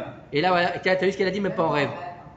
On va dormir ici, vous avez prévu les matelas? On continue. Moi j'habite chez moi. On continue. Vous dormez tous chez elle. On continue. Alors, sa mère même s'est habillée en serpent et il les a regardés. Il les a regardés et le désir est monté en lui, la ta'ava, de posséder la femme. Et malheureusement, les hommes, après, ils sont fatigués. Et Adam, il s'est endormi. Et le serpent, il était très. Et Ève, Chava, bah, elle était bien, et puis elle s'est décidée d'aller faire un petit tour. D'accord? Elle était au top, elle s'est dit, bah, je vais aller faire un petit tour dans le Gan. Et puis là, elle a rencontré Le serpent. El Seigneur Serpent. Il lui a dit, mais qu'est-ce que tu fais là toute seule? Il lui a dit, ben, je me balade. Il lui a dit, et là, et elle regardait le Etz Hadat Tovara. Il lui a dit, oh, qu'il est beau cet arbre. Il lui a dit, mais, ben, vas-y, mange. Elle lui a dit non. Elle a dit pourquoi? Il a dit parce que Dieu il nous a interdit de manger et de toucher cet arbre. Et là le serpent il a dit banco, j'ai la faille. Parce que Dieu il a dit à Adam Arishon, tu ne mangeras pas de l'arbre du Etz Hadat Tovara. Tu lui as pas dit tu ne toucheras pas. Mais comme il a mis Baal Tosif, il lui a rajouté une loi, d'accord? Et ben elle est tombée. Alors il a dit c'est pas vrai. Elle a dit si Dieu nous a dit il faut pas toucher, il faut pas manger. Qu'est-ce qu'il a fait le serpent? Il a poussé contre l'arbre. Ouais, c'est un midrash, hein. Tout ça, bien sûr, c'est spirituel, hein. T'as pas un grand serpent qui ressemble à un dinosaure avec une femme toute nue devant un arbre. C'est spirituel, d'accord? C'est pour imager les choses, d'accord? Comme on dit que Dieu, il est assis sur son trône, il n'a pas de trône, d'accord? Il n'est pas assis, d'accord? C'est des images pour comprendre les choses à notre niveau. Bref, elle a vu qu'elle était, elle a dit, je suis pas morte. Elle a dit, alors tu vois, t'es pas morte. Donc si tu manges, tu vas pas mourir. Elle a dit, non. Il a dit, mais faut que tu saches quelque chose. Elle a dit, quoi? Il a dit, tu sais comment Dieu il est devenu Dieu? Elle a dit, non, comment? Il a dit, ben, comment tu crois qu'il a fait? Il lui a dit, tu vois, l'Etz Hadat Tovara, c'est l'arbre de la connaissance du bien et du mal. Il a dit, oui. Eh ben, Dieu, il l'a mangé, il est devenu Dieu. Et pourquoi il veut pas que vous en mangiez? Eh ben, parce qu'il veut pas perdre sa place. Donc, ça s'appelle la première Avodah Zara. Il a comparé, il a dit que Dieu en fait n'était qu'une création et pas un créateur. Ça s'appelle Avodah Zara. Et il a vu les rapports de la femme et de l'homme. Ça s'appelle Giloui Arayot. D'accord? Ça s'appelle la débauche. Et elle a ensuite, quand elle a mangé le Etz Hadat Tovara, qu'est-ce qui s'est passé? La mort sur le monde, ça s'appelle Shfirut Damim. Donc ça veut dire que dans la faute du Etz Hadat Tovara, on a les trois fautes pour lesquelles il faut mourir plutôt que de les faire. L'Avodah Zara, l'idolâtrie, la débauche et le meurtre. Voilà, Etz Hadat Tovara. On continue. Donc, et on nous dit là-bas, donc qu'elle a vu le fruit, qu'elle a pris le fruit, qu'elle a mangé le fruit, le Midrash nous dit qu'elle a absorbé le fruit. D'accord? Absorbé le jus du fruit et qu'ensuite elle en a donné à son mari, qui là-bas est appelé Isha. Pas Ish, Isha dans le texte. Donc, fin des temps, qu'est-ce qui va se passer? Ish deviendra Isha et Isha deviendra Ish, exactement ce qu'on vit aujourd'hui. Qui est un homme, qui est une femme? On ne sait plus trop aujourd'hui. Aujourd'hui, j'ai halluciné, d'accord? J'ai vu une image qui m'a profondément choqué. Aujourd'hui, on vend aux petites filles des poupées transgenres. D'accord? C'est-à-dire que la poupée, elle a une tête de fille, d'accord? Elle est blonde avec des couettes, d'accord? Et quand tu lui enlèves la robe, elle a un pénis. C'est horrible, comment on peut donner ça à des enfants? Hachem Mishmor, comment il peut faire la différence entre un homme et une femme? Oui, non, c'est vrai, c'est vendu en France. Je sais pas, pourquoi vous voulez l'adresse, combien ça coûte? 20 € chez Carrefour. J'en sais rien. Je m'en fous, j'en achèterai pas. D'accord? Donc, bon.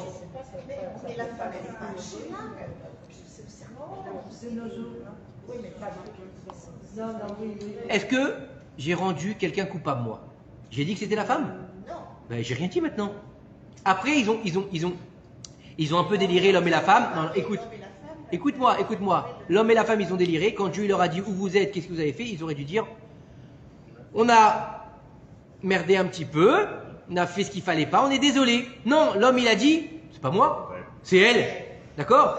Attends, et elle a dit, elle aurait dû dire, bah écoute, je suis désolé, franchement, j'ai été tenté et je suis tombé. Non, elle lui dit, c'est pas moi, c'est lui. Et lui, il avait plus rien à dire, il s'est fait défoncer.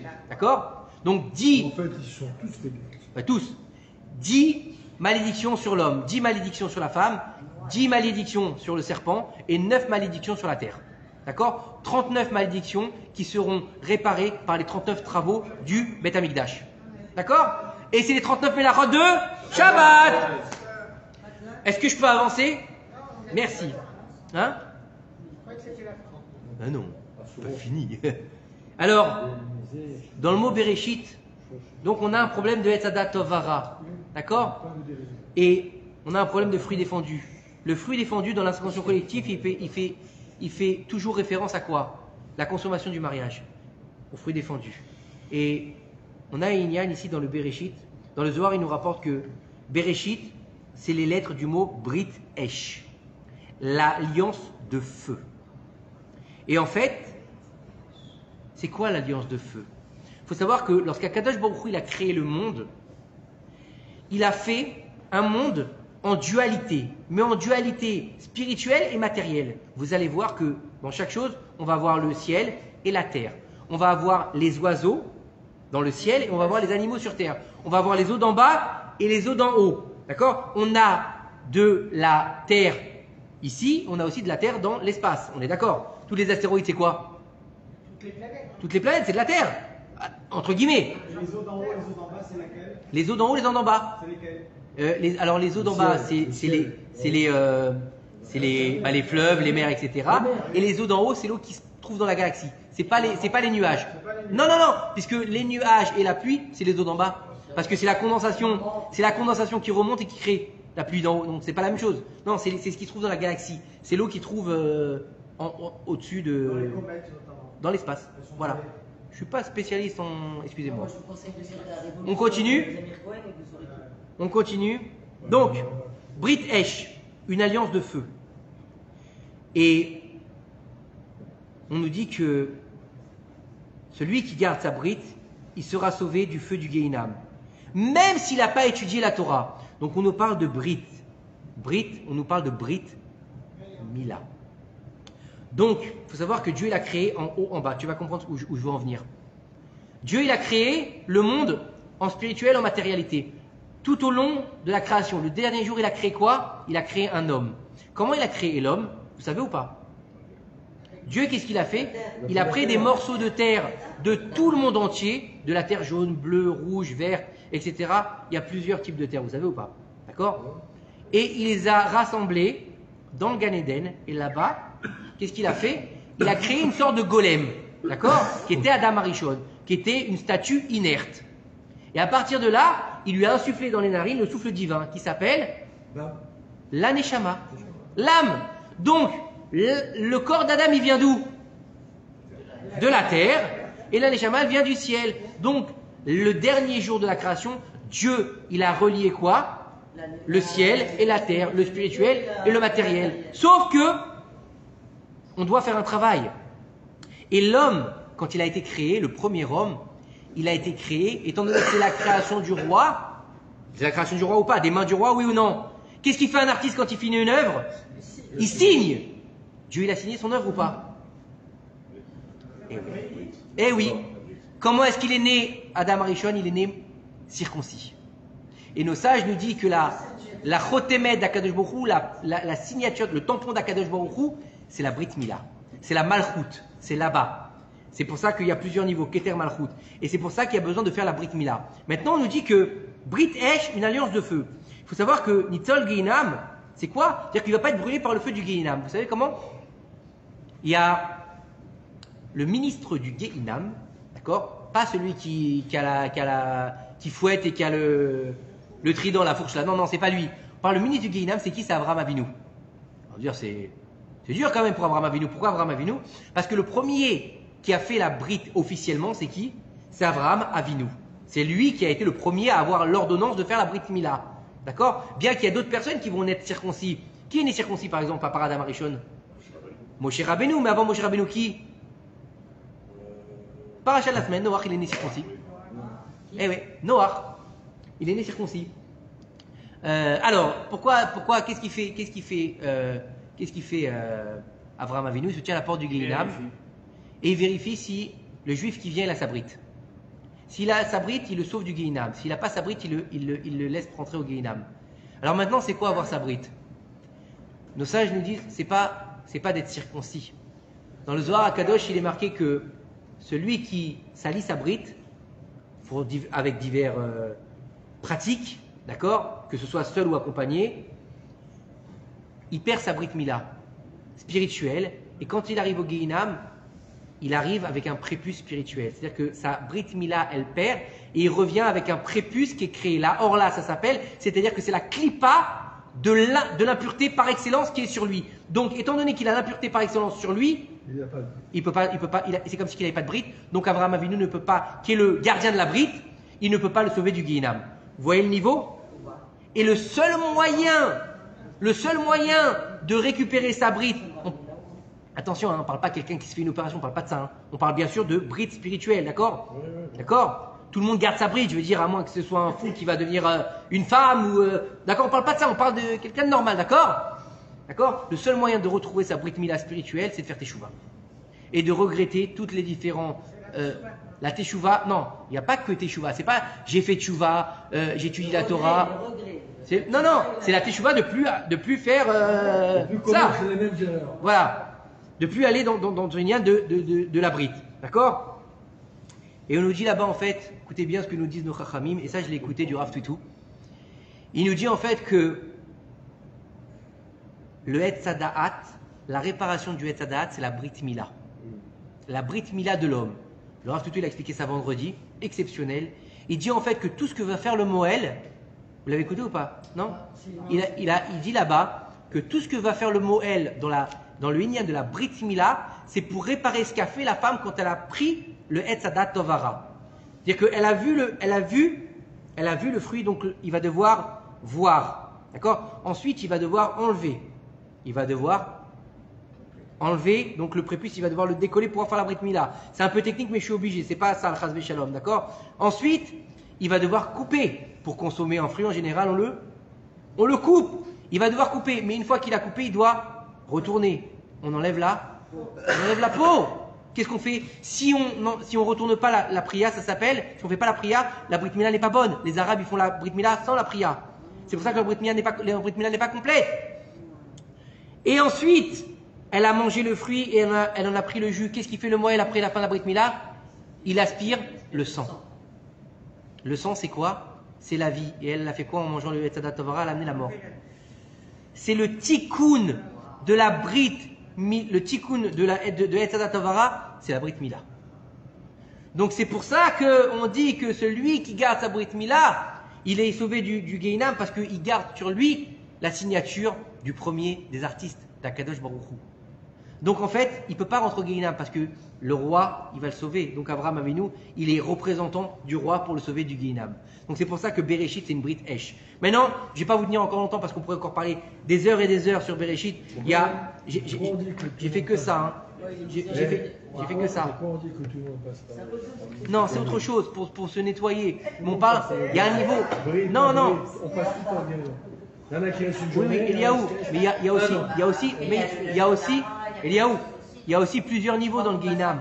Il y a aussi, mais il faut savoir qu'il y a plusieurs niveaux dans le Guéhinam. Vous savez, aussi bien dans le Guéhinam, écoutez-moi, que ce soit dans le Guéhinam ou dans le Gan Eden, il y a plusieurs niveaux. D'accord? Un type qui étudie un peu là. Il y a un hôtel, une étoile. Une étoile et 5 étoiles, d'accord? Tu peux pas mettre un type qui étudie un petit peu la Torah à côté de Rav Ovadia Yosef. C'est normal, d'accord? Lui, il s'est tué toute sa vie pour la Torah, et toi, tu as écouté 5 minutes de Torah sur YouTube. C'est normal que tu n'es pas à la même place.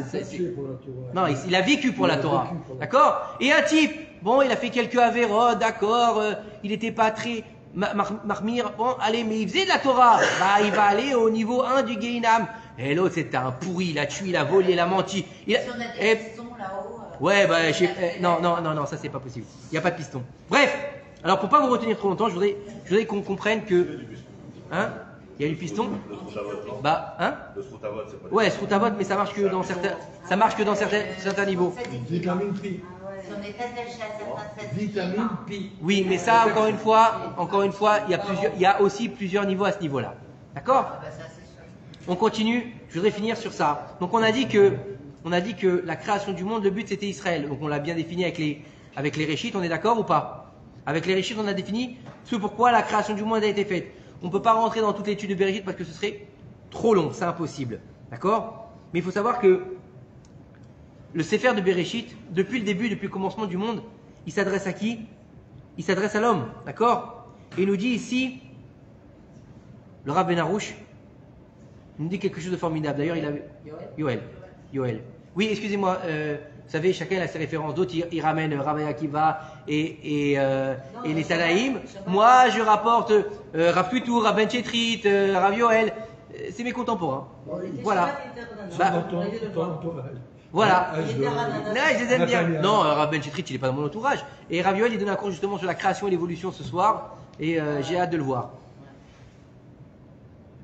D'ailleurs, j'ai une discussion avec lui. Je vous en fais part ou pas? Ou ça, vous en avez rien à faire? Oh, salut, toi. Avec Rav Yoel. Avec Rav Yoel.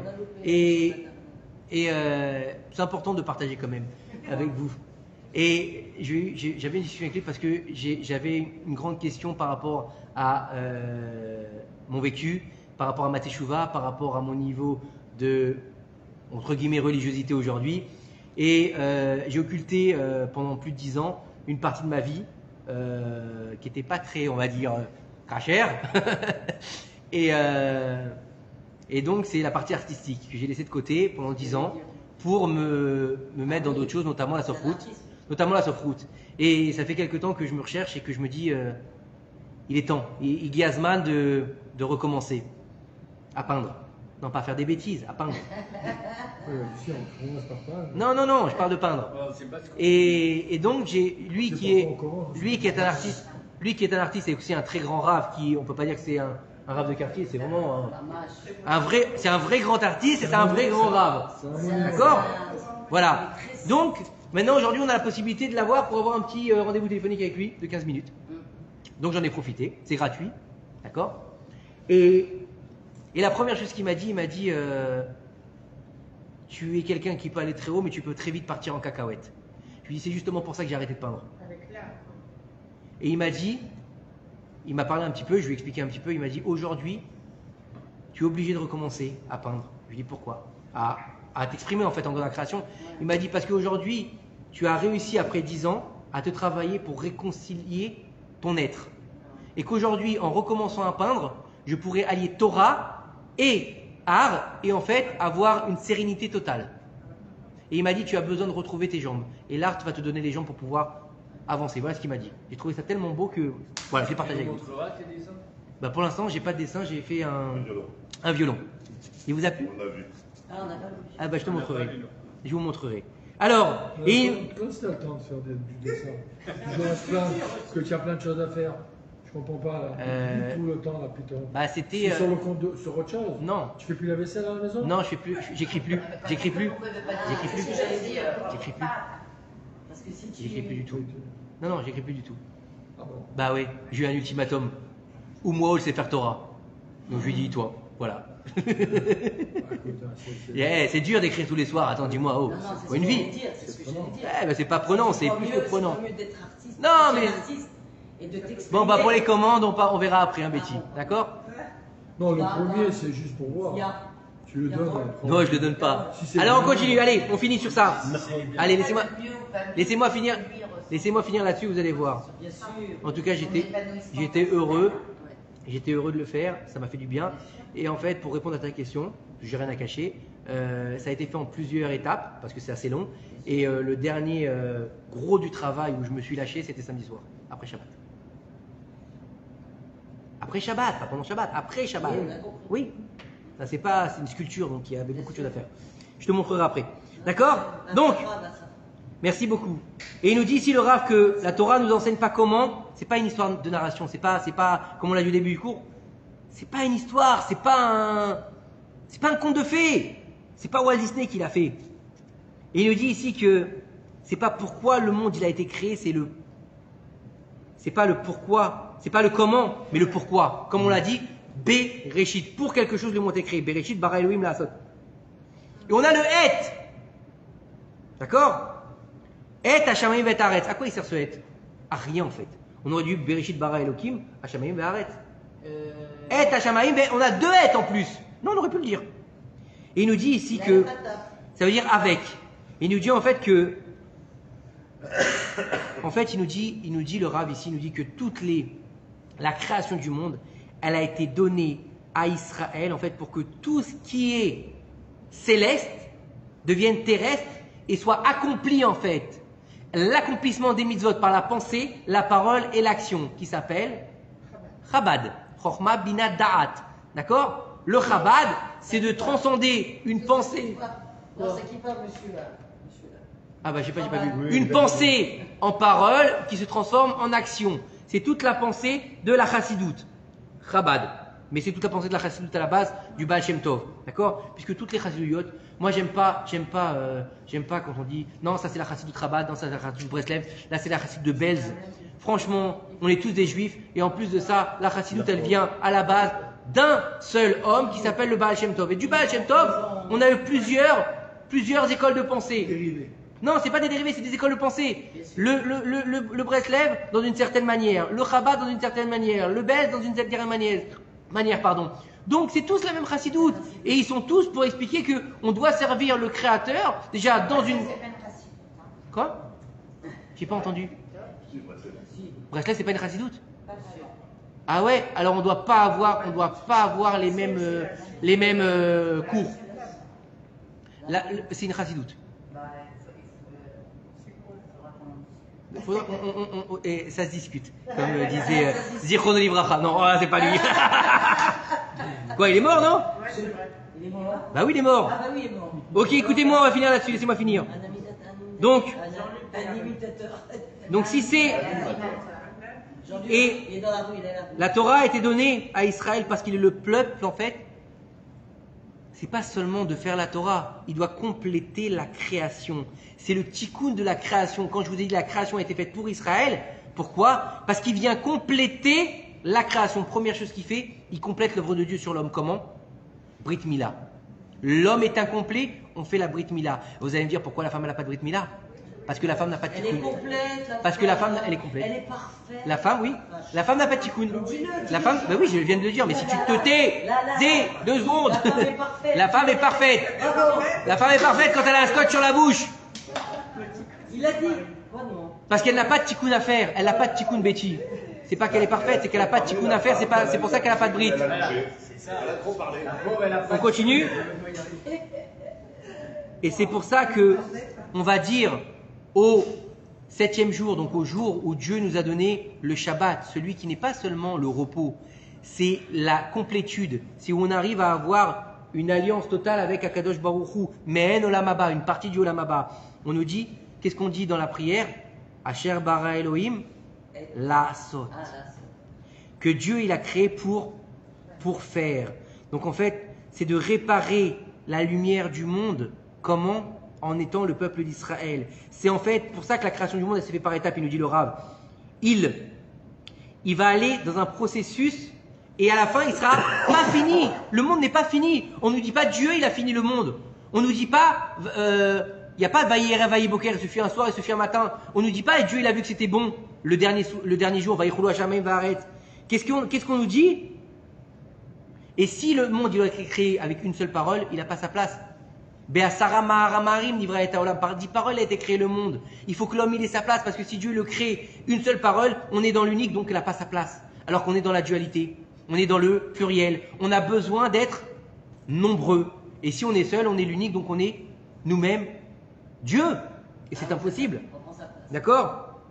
Et en fait, ça nous donne la possibilité d'intervenir. Ça veut dire qu'il nous dit ici que le but c'est la asot. La création du monde c'est Asher bara Elohim la asot. C'est le sens, la asot, c'est le sens de nos vies en fait. Le sens de la création du monde c'est la asot.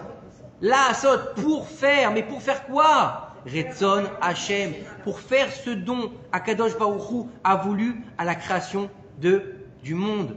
Pour qu'on soit enfin à notre place, pour qu'on soit donc le réchit des nations, pour que si on est le Rishit de Lashon, donc ça veut dire que si on est à notre place, on va pouvoir recevoir la prophétie qui est dans la Torah, d'accord?